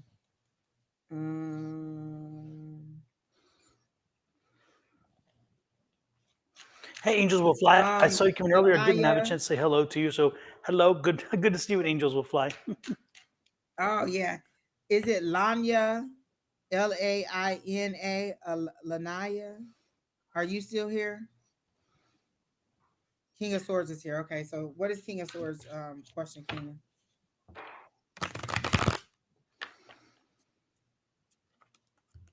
Enchanted Empress, you have to post a question just saying me. We don't know what you want to know. Post a question, a good question. If you were going to your higher power, what would you want them to tell you? What can I do to better myself, Lord? No, this is King of Swords, King.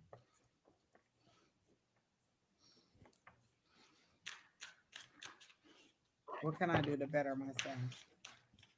I heard trust in trust in the information that you're receiving, but also have confidence. Do you do something with taking pictures or doing something on social media? Because they showed me a camera in your hand. So are you thinking about becoming a photographer or taking pictures or doing something in film? Is that your desire and you just don't know how to get started and you don't know how to move forward?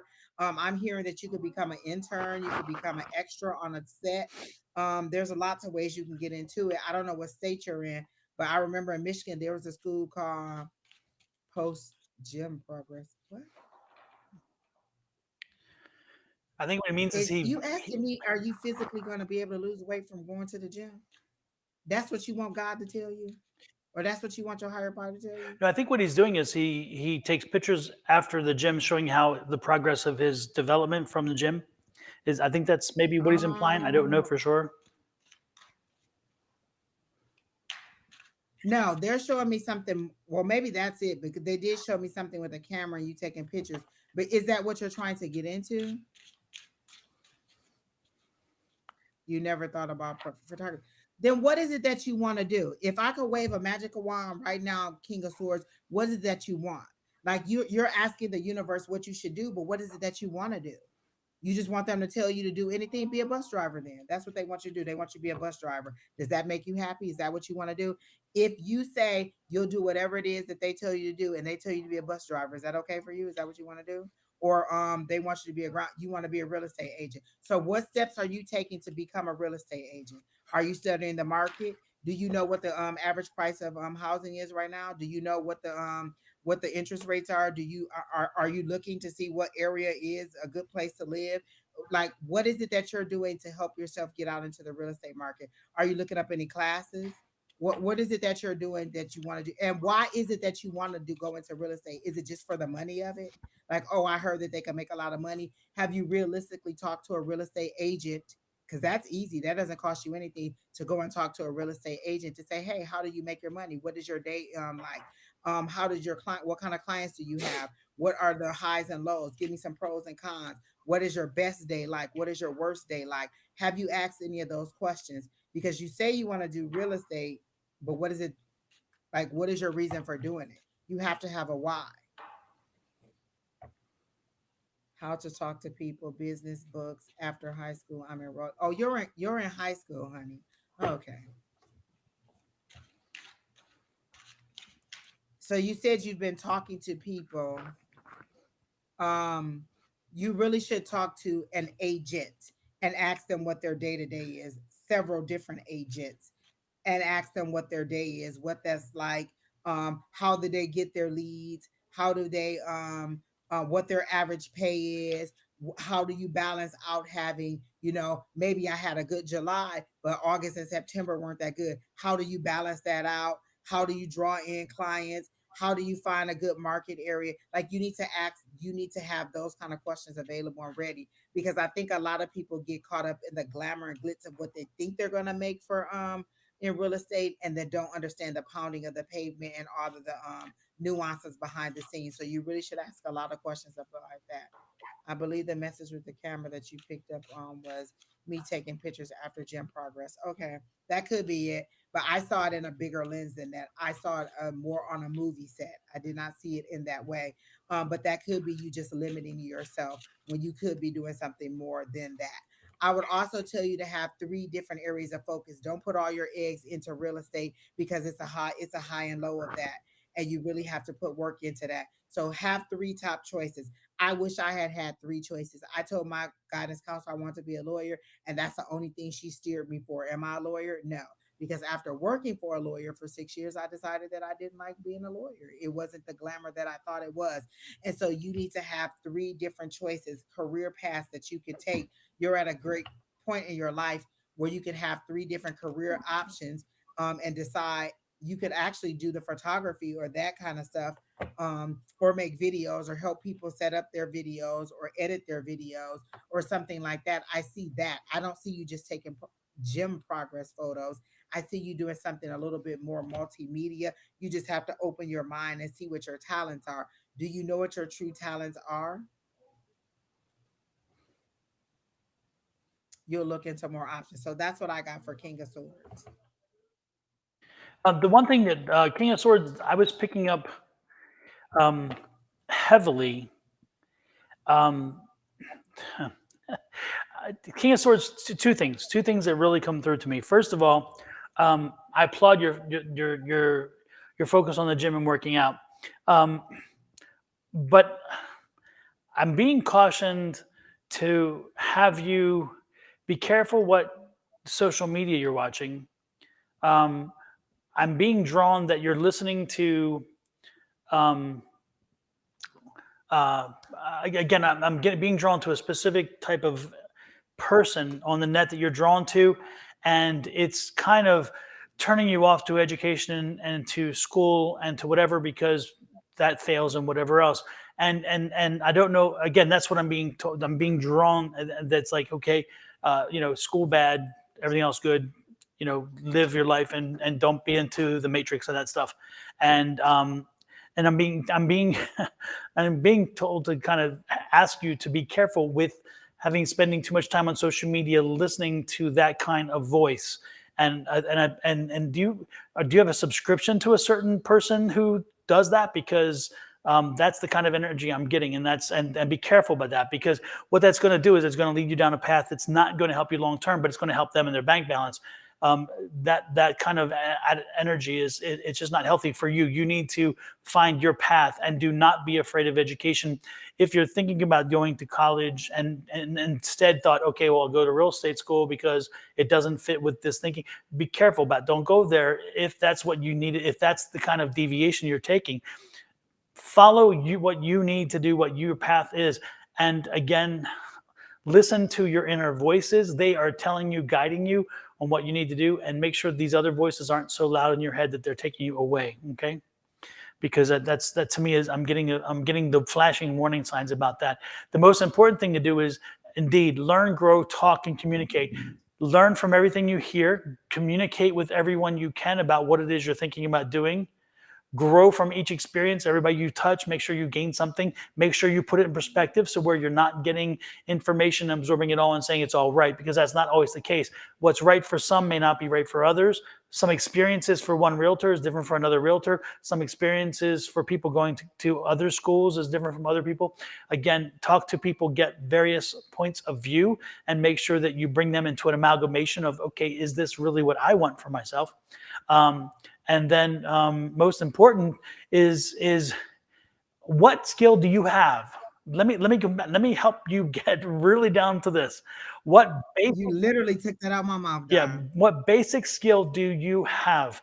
Are you someone who can communicate well? Are you someone who is comfortable in walking into a room and being a stranger and yet knowing everybody because you're not that added. You're somebody who never knows a stranger. What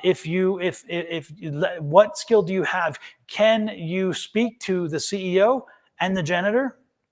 What skill do you have? Am I comfortable or uncomfortable with myself? Do I dress a certain way? Do I behave a certain way? Can I communicate in a way? If all of those things say, yeah, first of all, I don't know a stranger because I'm very social. And then, yes, I can communicate with everybody because I speak well and therefore I am comfortable in what I can say. If I have learned enough and I'm well rounded so I can communicate and have conversations with many people on many topics, that helps you. If you say no to any of those things, your chances of really being a good realtor are more limited because a realtor is a very social being. They have to be out there in the marketplace all the time talking and meeting and different people to get listings or to get sales, to find buyers and to find sellers. They're very, very much gregarious. They talk a lot, listen a little sometimes not enough for sure. But the point is that these are the skill sets necessary. And if that's something that you think you can do, then that's great. But make sure that you have the skill set going in. Now, can you be a good realtor without some of those skills? I'm sure you can. But the more that I gave you a list, if you chose a lot of no's on there, then you put yourself further behind the eight ball. And so make sure that you look at what skills you have inherent to you. If you're very good at math, if you're very good at X, Y, Z, then you should get it. You should go to your high school counselor, get a test, and see what a test tells you your strengths, leading you toward for different careers. And those careers, they tend to be based not on subjectivity, but it's very objective. Okay. It's like, okay, you have this, this, and this as your strength. You have this, and this weaknesses. These are the areas that those people who are successful excel in that have your same criteria. So make sure that you put use to some of those things. They're not the end all be all. Again, they're not going to tell you exactly what you need to do and how you need to do it, but it can give you some idea, because what it does, anytime that you have a conversation with somebody like me or like Angie, we're asking you to take an inventory. What is it you have? What can you offer? What is it you bring to the table? And then if you're looking at certain careers, do those careers serve that? Do those skill sets serve you well? And if not, then you got to do some work. If you haven't been well-rounded enough in conversation, then you're going to have to do some reading in different topics to make sure you round yourself out better.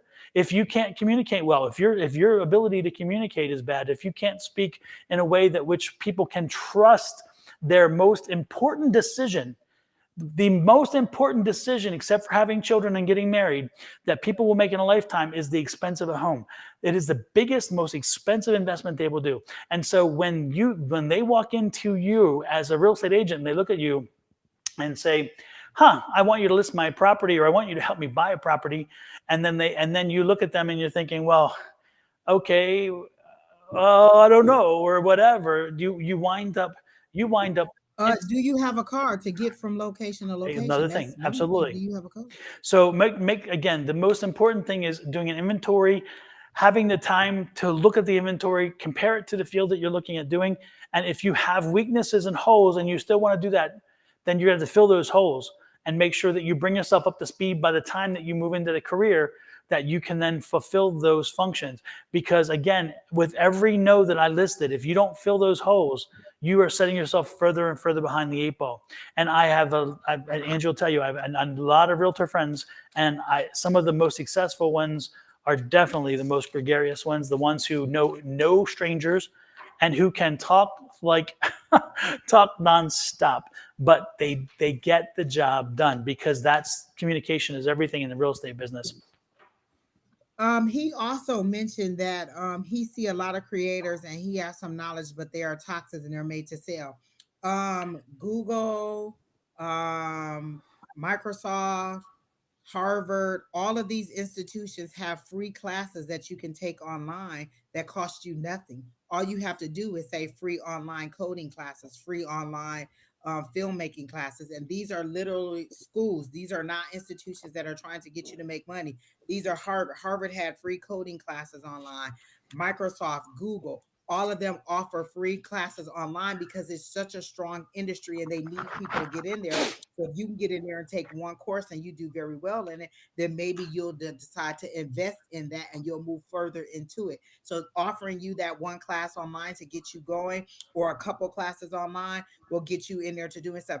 YouTube has so much information on how to do stuff and how to edit stuff, how to create stuff that's free, that has nothing to do with you taking a class. So there's a lot of free information out there. Spend a little bit of your time on YouTube saying, how do I become a content creator? How do I edit videos?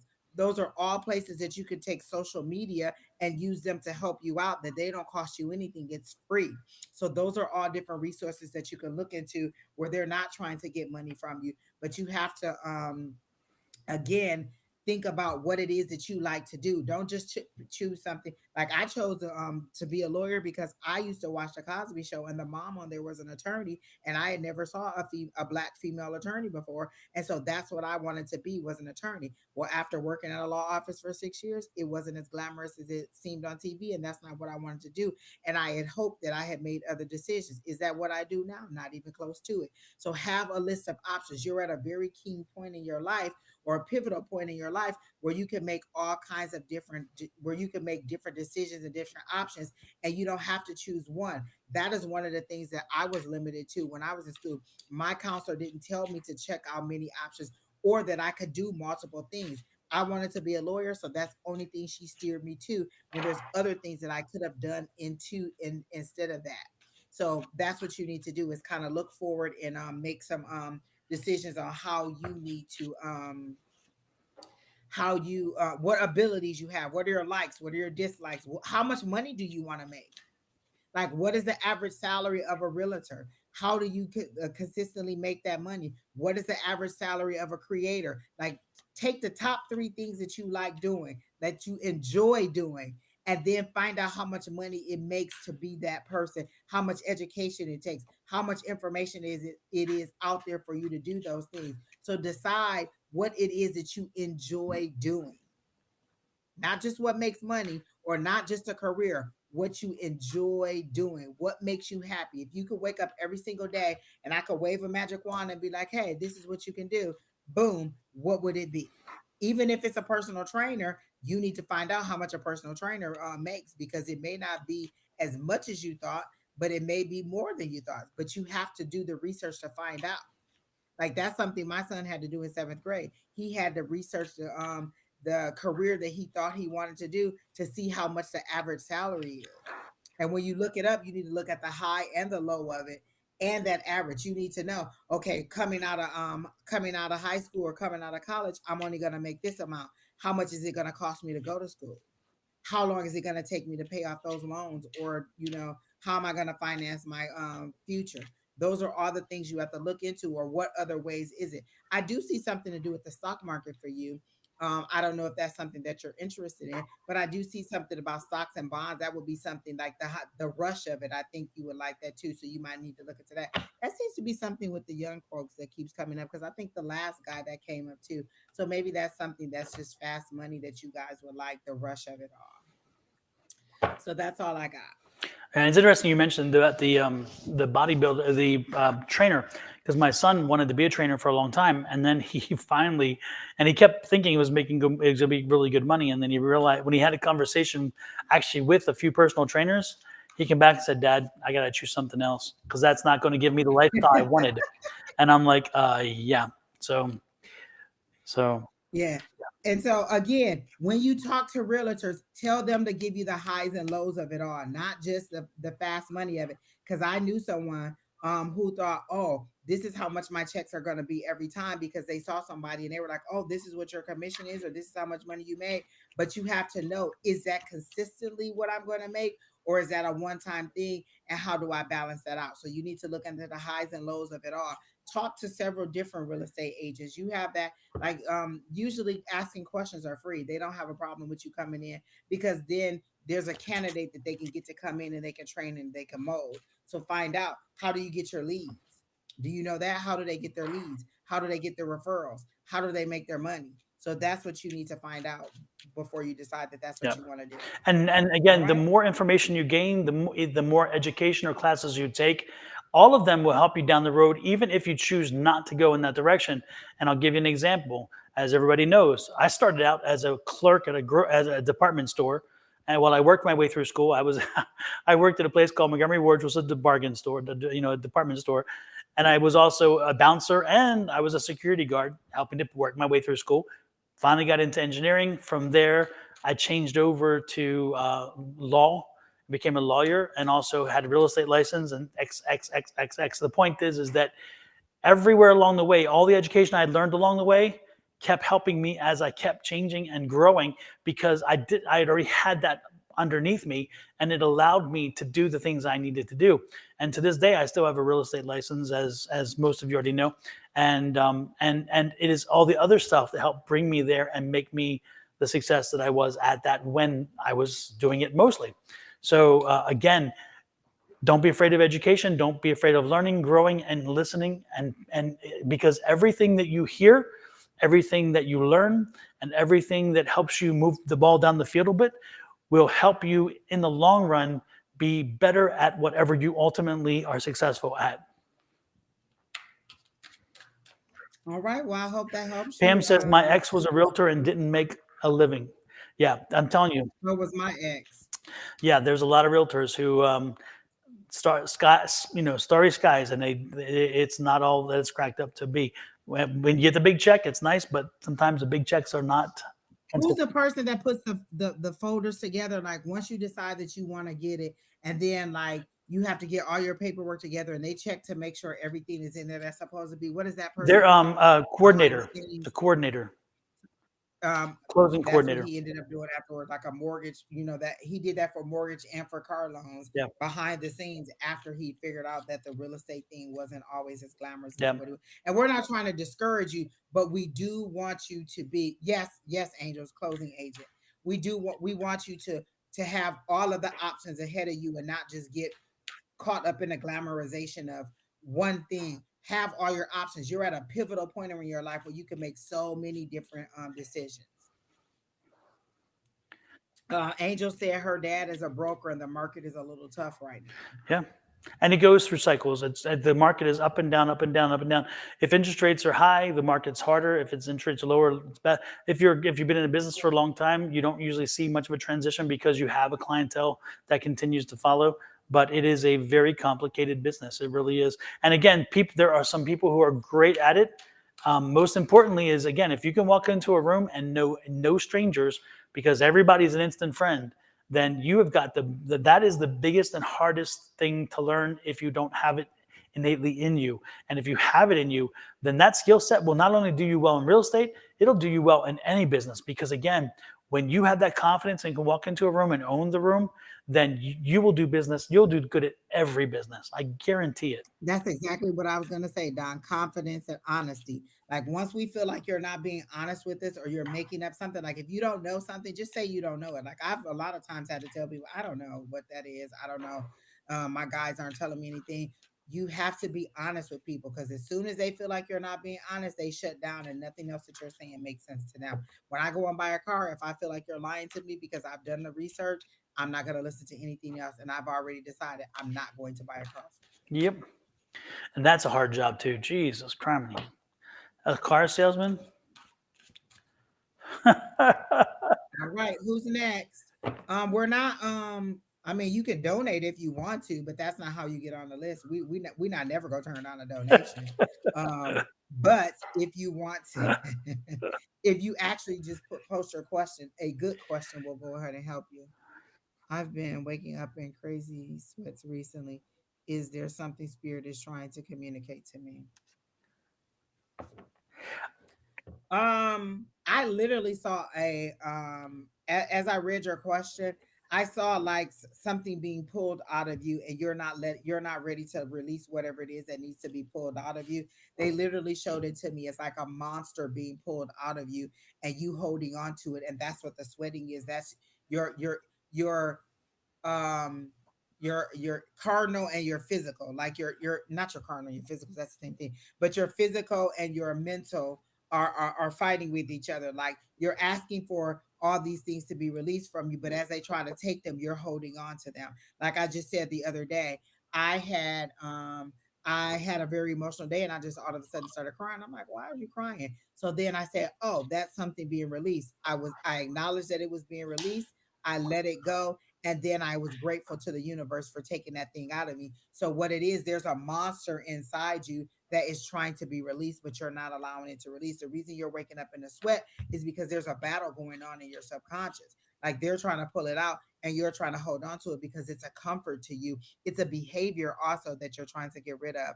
That's what the monster is. It's a behavior or a thought process that you're not letting go of. And you're saying that you want to release it, but when they try to take it, you're not letting go. And so you're waking up because that's a battle that's raging. You can have these dreams and wake up in a cold sweat or in a hot, in a hot, sticky sweat because inside your subconscious or in that dream state, you're battling. You know what I'm saying? Your guides are battling to remove this and you're not letting it go. You're holding on to it. And so you have to decide. Like I was telling Don today, I had a dream, or I keep having a dream of me with this little 2 year old little girl. And it's a little white girl. Like it'll be her parents, and then it'll just be being her. And I said, oh, is that my inner child? Is my inner child a little white girl? Or is it just and my inner child needing to be protected? Like they're letting me know we're giving her back to you. She's ready. She's healed. You have to receive her. And so I end up just walking around with this little girl who looks nothing like me, but she's so bubbly. She's so light. She makes me happy when she's with me. This little child. And so I just have to figure out: are they giving me my inner child back? Or is there something that they're trying to tell me about this little girl? But now that I actually walk through with you guys on here, it could be just that it's my inner child is now healed and I need to receive her back. So whatever it is, it's some kind of behavior that you need to let go of. Because they literally show it to me as a serpent trying to be pulled out of you. And not to say that it's an evil thing, but it's a behavior or an attitude or a mindset that you won't let go of. It is a little blonde girl, Angels Will Fly. Um, she's about 2 years old and she's so inquisitive. So she talks as much as I do. It could be my inner child. Maybe my inner child is a little white girl. I keep telling y'all. But Corinne, they're literally showing me that um whatever it is, it's just something that you need to allow to be released. And again, we just had the full moon. So you just say, I release all that no longer serves me. I acknowledge that you're trying to remove this. How do I release this and allow it to go? And then set the intention when you go to sleep at night that, hey, I want to remove whatever it is that is causing me to wake up in this sweat.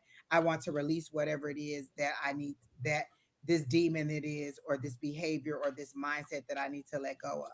Just set the intention when you go to sleep that you're going to release it, that you're going to give it to the heavens, that you're going to give it to whoever's trying to take it away, and that when you wake up, you will be grateful and thankful. So set the intention when you go to sleep. I am going to sleep through the night. I'm going to wake up having released whatever it is that my guides are trying to remove from me. I am thankful that you're removing this, and I acknowledge it and I release it and allow you to take it to wherever it needs to be.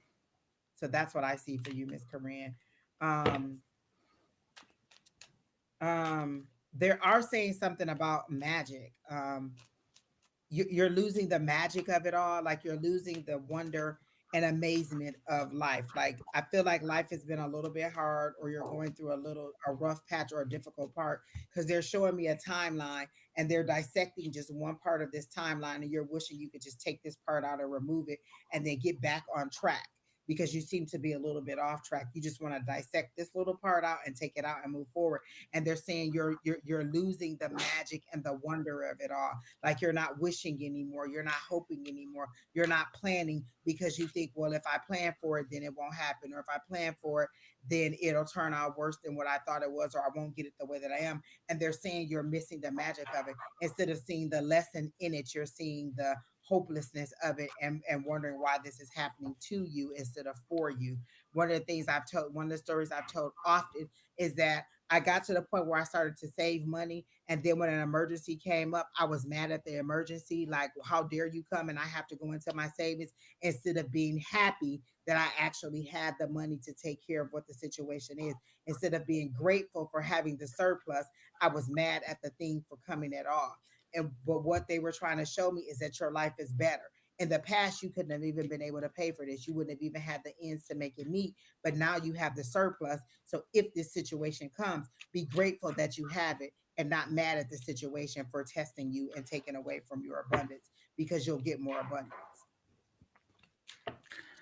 Corinne, the one thing that I was getting additionally is that um, I'm feeling there's a block, and I don't know if it's a intentional block or a subconscious block, but I feel there's a block, and what it seems to come from is, again, is it's like you when you go to sleep. Again, you're not really directing your spirits and spirit guides to do something or other, and so you're kind of wide open. And in so doing, they're trying to get something to you subconsciously because you're not paying attention consciously. I feel you're blocked and you're not listening to them.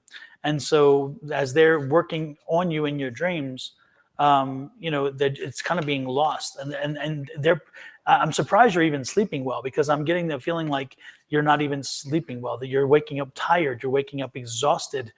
And that's kind of wearing on you as well.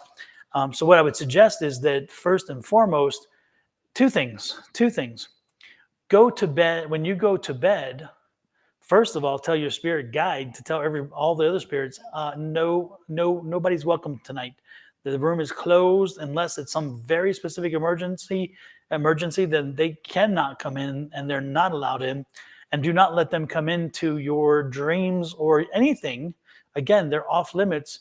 And try this for a few days first and see if that stops. If it does stop, and again the sweats are gone, then take the next step, which is finding a different way to communicate through your spirits, because again, you're blocking them, and they've been attacking through your dreams, because again, that's the subconscious way they thought they could get in. So again, I truly believe they're sending you a message. They're trying to talk to you, but as much as you consciously want to listen, subconsciously you're not. For some reason, you're turning it off. And so reach out to your gatekeeper and tell them, whoever they may be, that for the next few nights, nobody is welcome in my room from X hour to X hour, and make sure you get a full night's sleep. And do not be surprised if, again, you still may have dreams, but they're not going to be dreams where they're hitting you upside the head or they're trying to tell you something, because again, that's not what the problem is. It's, again, that subconscious attack they're giving you to try to get you to understand something. And again, if that works, then it was spirits around you trying to get through to you, and you're blocking them. So then the next step you will have to do, if you have 2 or 3 nights of good sleep after you do what I said, then to reach out and make sure that you have your spirits find some way to communicate with you to get around that block, because I do believe there's a block that is right now part of your existence. And again, it's subconscious, it's not conscious. So I don't think you I intend it. also get that she's missing class. She used to come to class. I think that she's missing that kind of higher level thinking. Sometimes we take away our own treats. Like I said, we set the space that on Tuesday nights, this is what we're going to do. On Wednesday nights, this is what we're going to do. On Monday nights, and I think you're missing that space to have that collectiveness that supports you.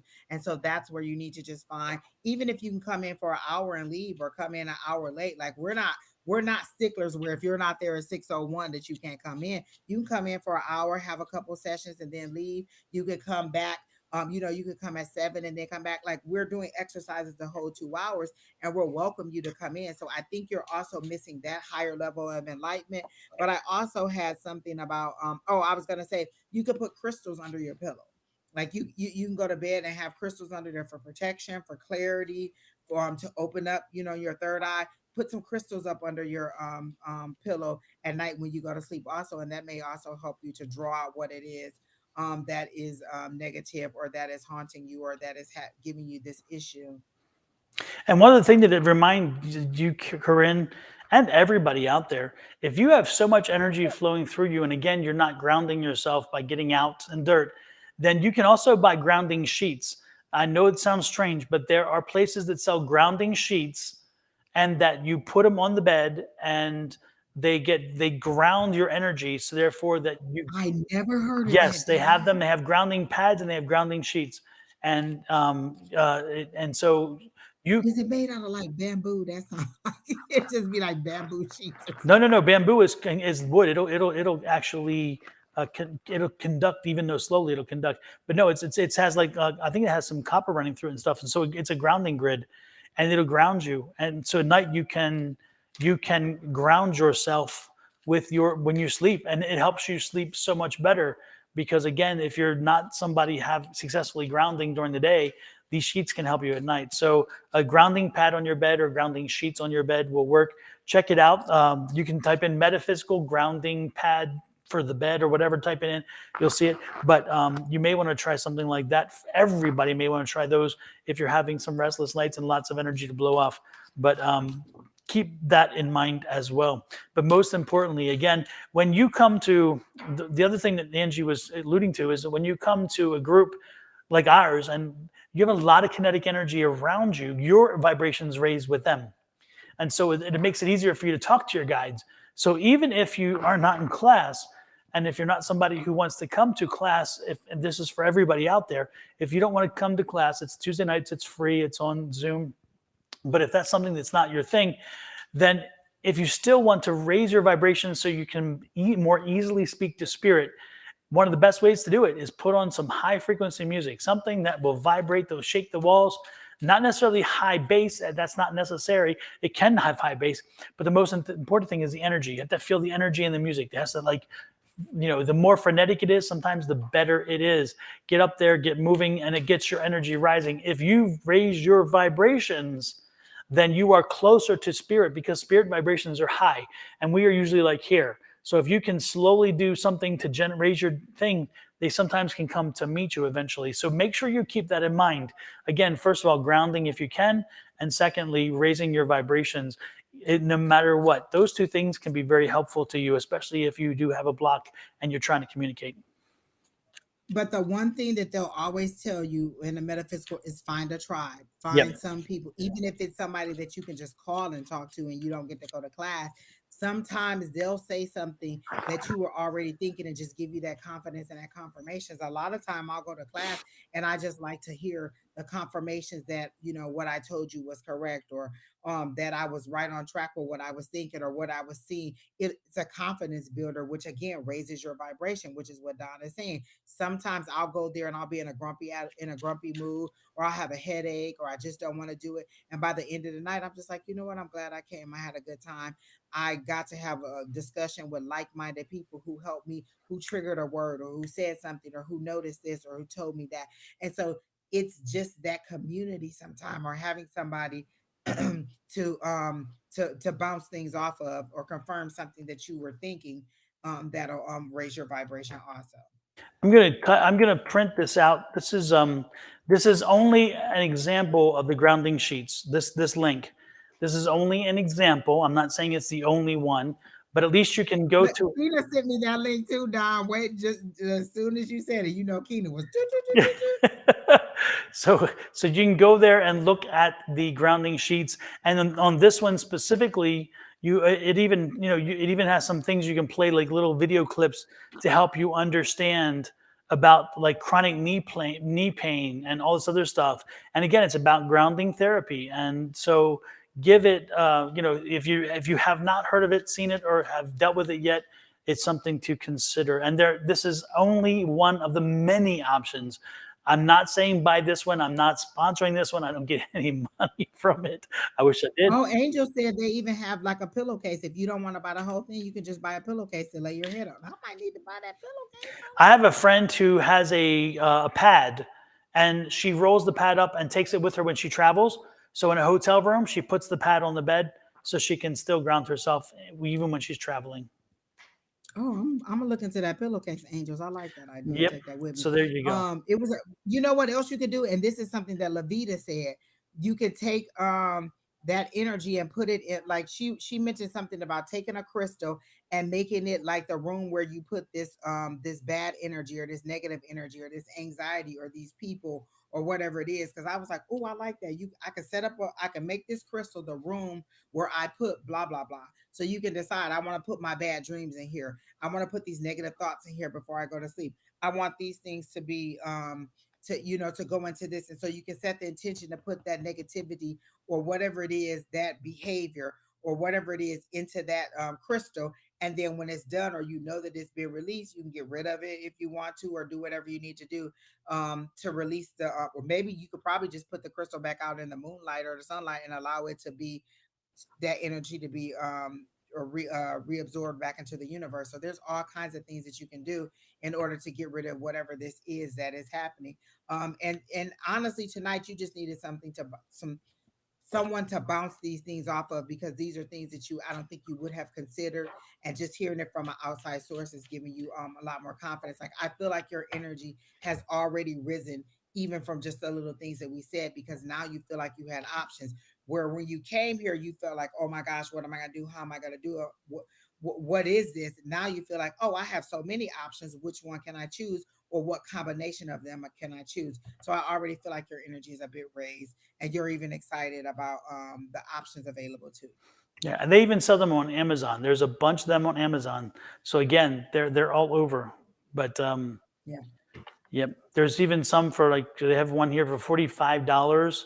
They range in Oh, that's price. So because the first one Keena sent me was $170. mhm. I want that pillowcase because I can take that with me wherever, and I can put it over somebody's head if they get on my nerves. I hear you. Yeah, there's the grounding sheets for $30. So there's, again, folks, just Oh, that's a good price. yeah. So give it a consideration. Give the idea a consideration and see if it's something that works And it's with you. about to be Amazon Prime for the 11th and 12th. So you know what I'm saying? You can get some good Amazon Oh, deals. that's right. Yep. Yep. So there you go. All right, Keena, who's next? It was good seeing you or talking to you, Karina. Absolutely.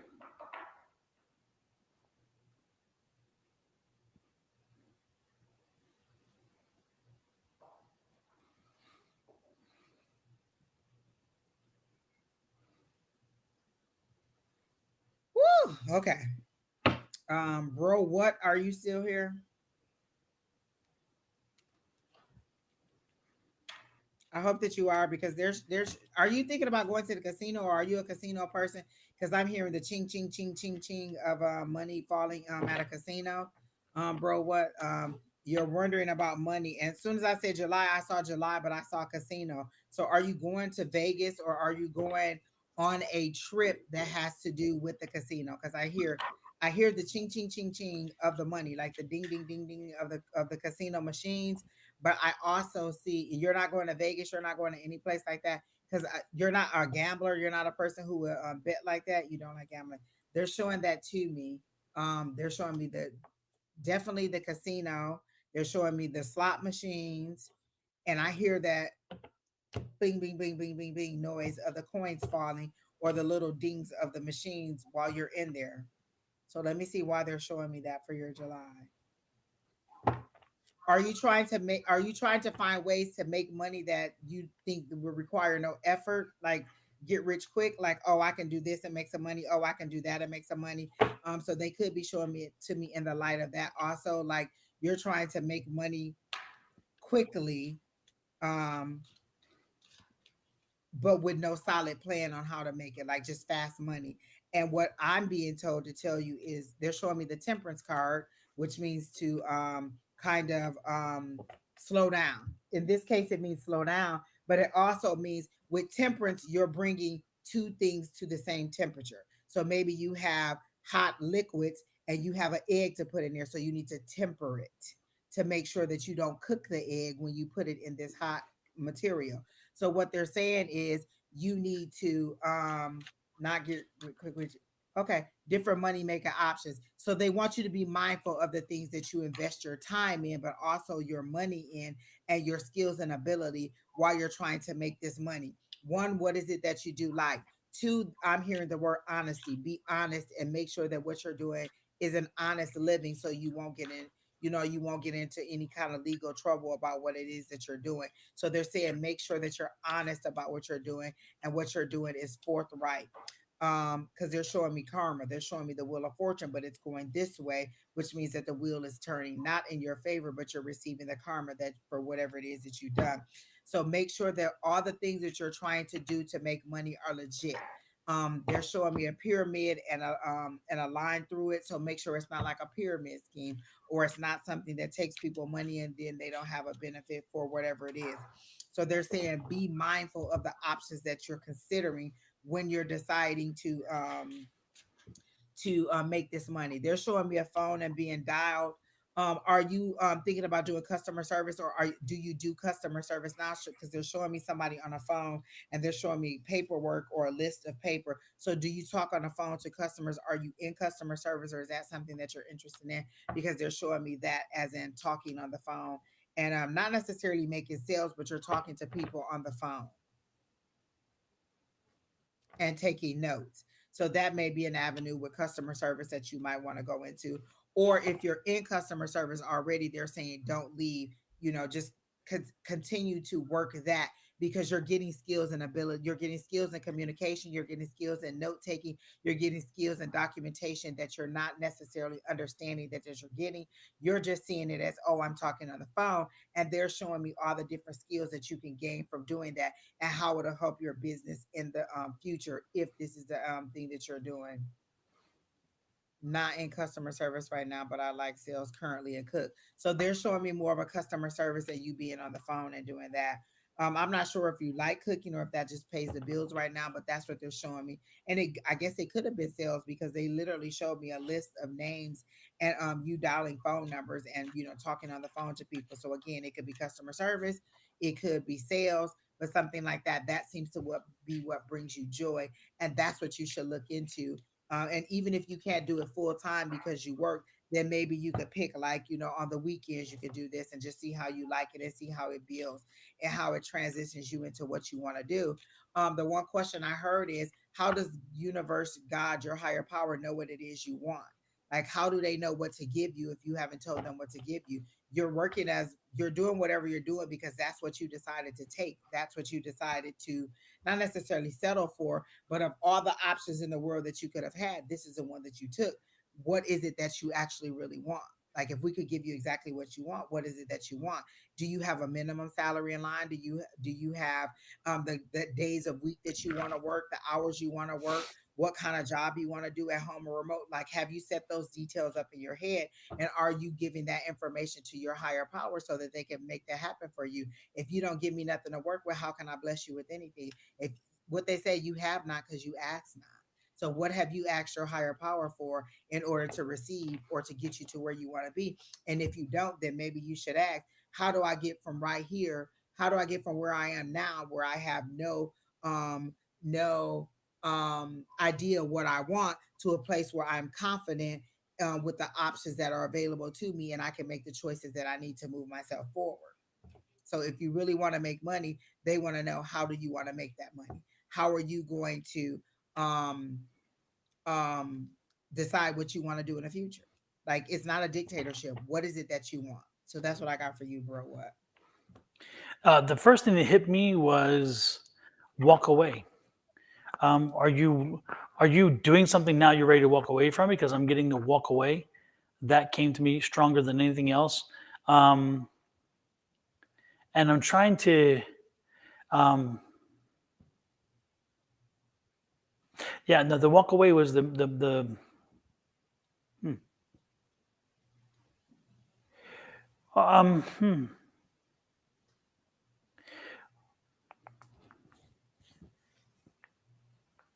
Are you in a relationship now too? Because God knows I don't like love readings, but I'll be damned. What is coming in? Are you in a relationship right now? Because I'm thinking the walk away seems to be kind of pulling at the relationship situation. Are you in a relationship? Single. Okay. Oh, okay.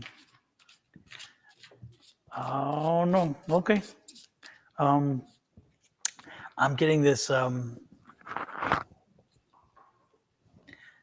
Wow. Yeah. No. It's You ain't gotta tell us, but the cards gonna say what the cards gonna say, and our intuition gonna tell us what the intuition gonna tell us. So yeah. he said, not even entertaining anything right now. Interesting. Not even like a bedtime boo. No, when I was getting walk away, I was getting walk away from an emotional situation. Even though Oh, I thought it was definitely a job thing, and then I was like, no, wait a minute, this is emotional entanglement. I was getting walk away, so it do you sounds. have a family member that you're having a rift with, or a family member that is like too much emotionally for you to deal with, or like you get a negative energy when you're around this person?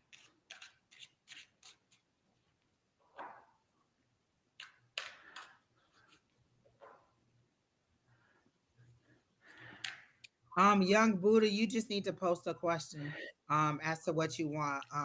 We would prefer you not put general on there because we want to have you actually ask a question. So if you want to be on the list, just post a Are question. you so? Are you? Because I'm getting again. Are you living at home and you're having some family drama, and you're ready to walk away in the sense of going off on your own? Because I'm getting a walk away, and I'm getting an emotional drama, an emotional connection. So, are you still living at home? Or are you living with a brother or sister? What's the thing there?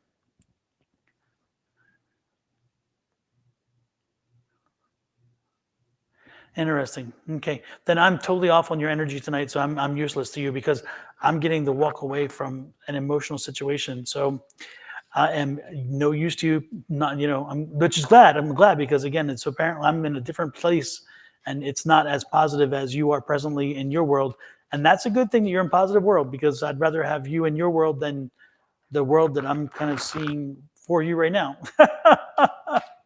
So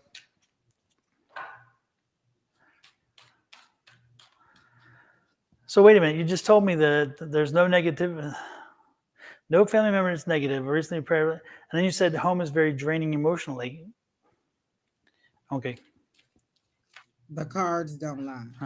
So anyway, good luck on that. Again, I think that for what I was getting was get your house in order first, and the rest will fall in line. That's kind of what I was getting because again, it came to me first, and I do not like emotional readings. I don't get into emotion side, as you all know. Well, I mean, you say no family member, then you say that you're very emotional at home. Like, what is it? So what is so draining about being there? Like they want you to come in and be in the house by 11 o'clock. They want you to like what take care of your own personal needs. What's draining about it? Because you said there's no negativity. So were you just discrediting what we were saying, and then now you're like, oh yeah, it is draining. So is it that you have this negativity, or not? Kina Huna.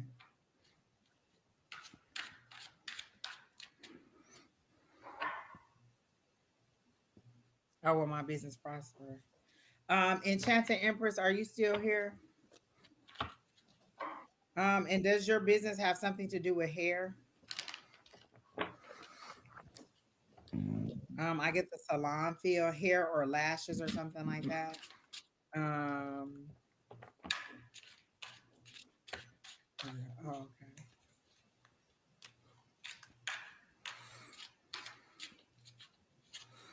You're gonna get a breakthrough, no matter what, bro. Bro. What? Go step back 1 second. You're gonna get a breakthrough. I don't know if July is your breakthrough. I'm getting actually like more into August, September. The big breakthrough is coming. So just keep pushing forward. The opportunity is going to present itself, and you'll know when that happens. But I do not see July as being that month for you. Um, and Empress, you said you are here, and it wasn't nails. She didn't come through. I don't see her. Do you see her? I don't see her comment if she's already said it. Okay. Because for some reason I was seeing nails. I don't like. I got a salon too, so I thought hair, but it could be hair or lashes or nails. Yeah. I don't know. But I got a yes on the will it be successful and Mhm. prosper, but you have to be very focused. You have to be, you have to invest in you. Like it's not like you make all this money and then you just go on a trip or you go shopping or whatever. You have to reinvest in the business, and you have to reinvest in you is what they're saying. And so when you get this money, because it seems to be like it seems to be like buckets of money pouring in, but the buckets take a while to fill every time. So it's not like a river of money just flowing to you at all times. it's buckets that had to be filled. So for me, if these buckets have to be filled, you're the person filling these buckets with your hard work or with your determination. And so yes, you're going to get these buckets of money, but you have to know that there's time in between. So you get this bucket of money and you empty that out to you. Well, then it's going to take time to build the next bucket. So what they're saying is that money isn't going to be a steady river coming to you. It's going to be buckets of money that depend on how much hard work you put in there. So if you work consistently the same, then it should take about the same amount of time, given that there's no outside forces to intervene to fill each bucket. But if sometimes you want to be a little bit too much priority, then maybe you'll go ahead and it'll take you longer to fill the next bucket than it took you the last time. Or if you're a little bit tired, or if there are circumstances that prevent you. So each bucket is going to come to you, but there's going to be some effort needed on your part in order to fill them. So that's what I got. The one thing I got is also on top of that was the is reminding you, enchanted Empress, that this is indeed a business, and you can't be such a friend that you. First of all, if you have employees, you can't be a friend and an employer at the risk of the employment having the negative side of it. In other words, like how you bill, how you pay, how you do those things are important, and how you manage. But more importantly, you can't be giving your services away for free all the time, because if you do, then your business model fails, because you have to have money coming in. So you can be nice and your friends are friends, but your friends need to understand that this is your business. You have to be clear with them that I'm doing this to raise money, to make money. This is my living. And so once you lay that groundwork and that ground rule, you may see a change and things come up. And the finances get much better, of course, because again, I think some people tend to think that they think if they're a friend, then the services are for free, and they should not be. Being a friend does not equal free services. Being a friend equals helping my friend put food on her table, and being a friend is helping my friend pay rent. And if I need a service that my friend offers, if I would pay somebody else, then why not pay my friend? And that's where I'm coming with you, is to make sure that you are qualifying to your friends that you have value for the service you put forward, and that they need to make the payment for that same service.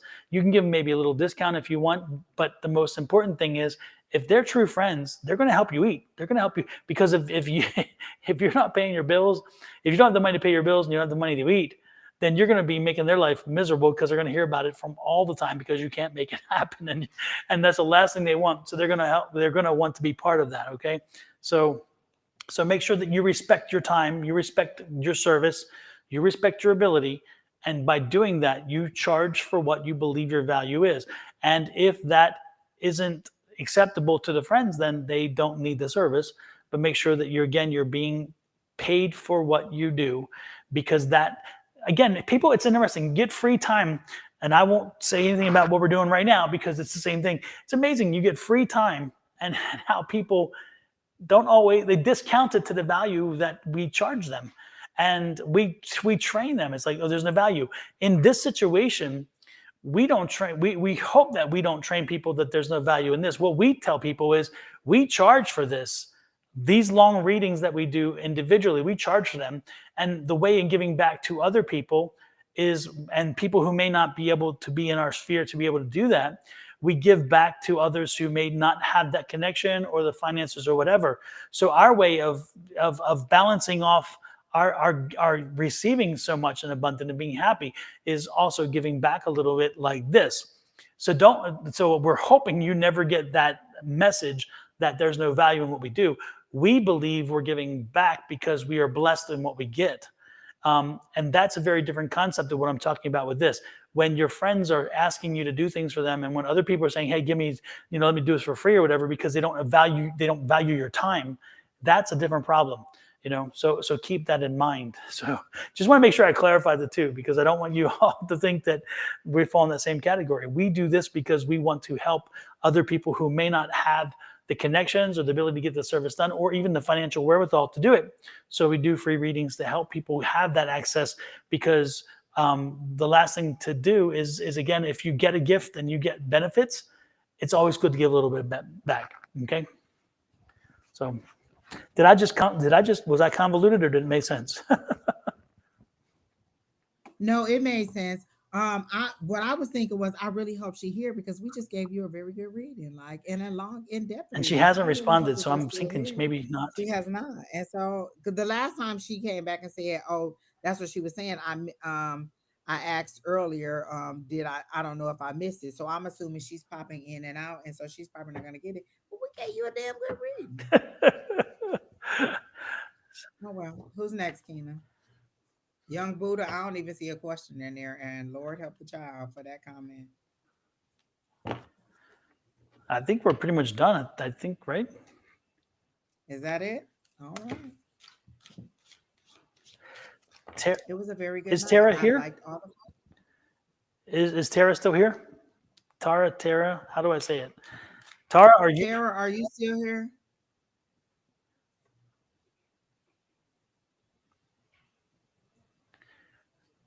Angel says, "Woo woo."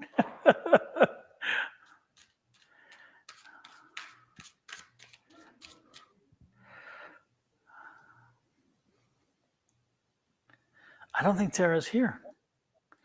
I think she's flown as well.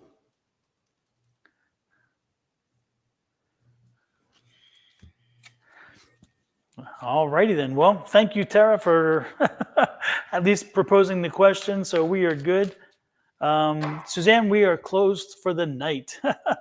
The list was already closed, so I appreciate you popping in, but the list had already closed for the evening. Thank you so much for popping in.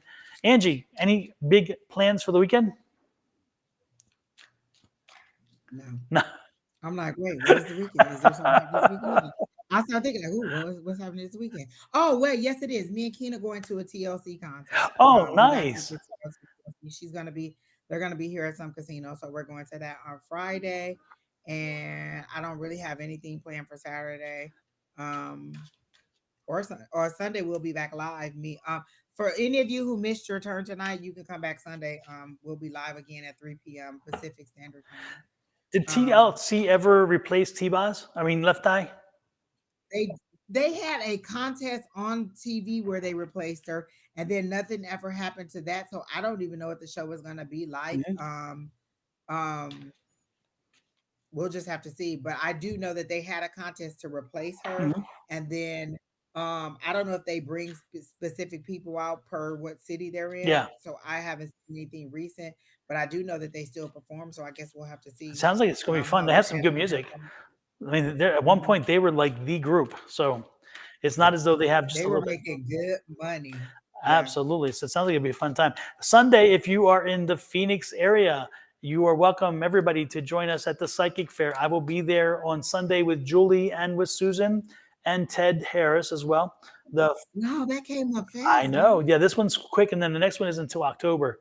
So again, if you are in the Phoenix area, 9 to 5 in Tempe, I think it's called the DoubleTree, but I don't remember the streets. Maybe I don't remember. It's on Priest and I want to say University, but that ain't right. It's right on Priest. Where University of Phoenix, no, where they used to be, so that ain't gonna help you. But is it on Priest? I think it's on Priest. Yeah, one of the cross streets is Priest. Priest and whatever that street is that 52nd? No, that's not. I don't know. 52nd Street. It's the same street that if we go to class on Broadway? Monday, it goes this way. That is Priest going that way. You're right. That's Priest. I don't know the cross one. Osborne? No, that's too Priest far. and something. Anyway, it's going to be there. I worked there for 5 years, Don. I don't even know. Right at that corner. Oh, that's literally. crazy. Yeah, so we're going to be there on Sunday and it's going to be 70 plus vendors with all kinds of metaphysical stuff. So if you have the opportunity, please stop on by if you're in the area. And other than that, tomorrow morning, I'll be back live with Shauna. We start at 7 a.m. Pacific Standard Time and run for about 2 hours, I think. And then Friday is Julie and Scott, and they go on around 9-ish, 10-ish, I don't know. And then Sunday, Angie and Sherry. And then Monday, tea time with Shauna. And Tuesday, Julie and Susan. And then back on Wednesdays with Susan and Priest and Broadway. Okay. So Anyway, check in, folks, if you want some free readings. Again, everybody who is part of our group gives free readings through these things as a way of giving back to the community. So we appreciate, and the way what we do ask in return is you hit those subscribe buttons on YouTube, on the follow buttons on Facebook. That is how we get paid, in the sense of you showing us love and appreciation. All right. So have a great evening, everybody. And I see Keena's already booked, so I will go ahead and walk us out of here with some special graphics. Good night, Angie. I had to mute the mic because you know my son is loud in the background. I want y'all to hear him screaming. She's not killing him, folks. Believe me, he's playing video games. I'm not. My son does the same thing, and it's like, oh my God, they can get so loud. You know, but did I tell you? Well, no, I better not tell you here. I'll tell you. Remind me off screen, okay? I don't want to get anybody in trouble. Anyway, adios, everybody. Oh, Lord. Bye.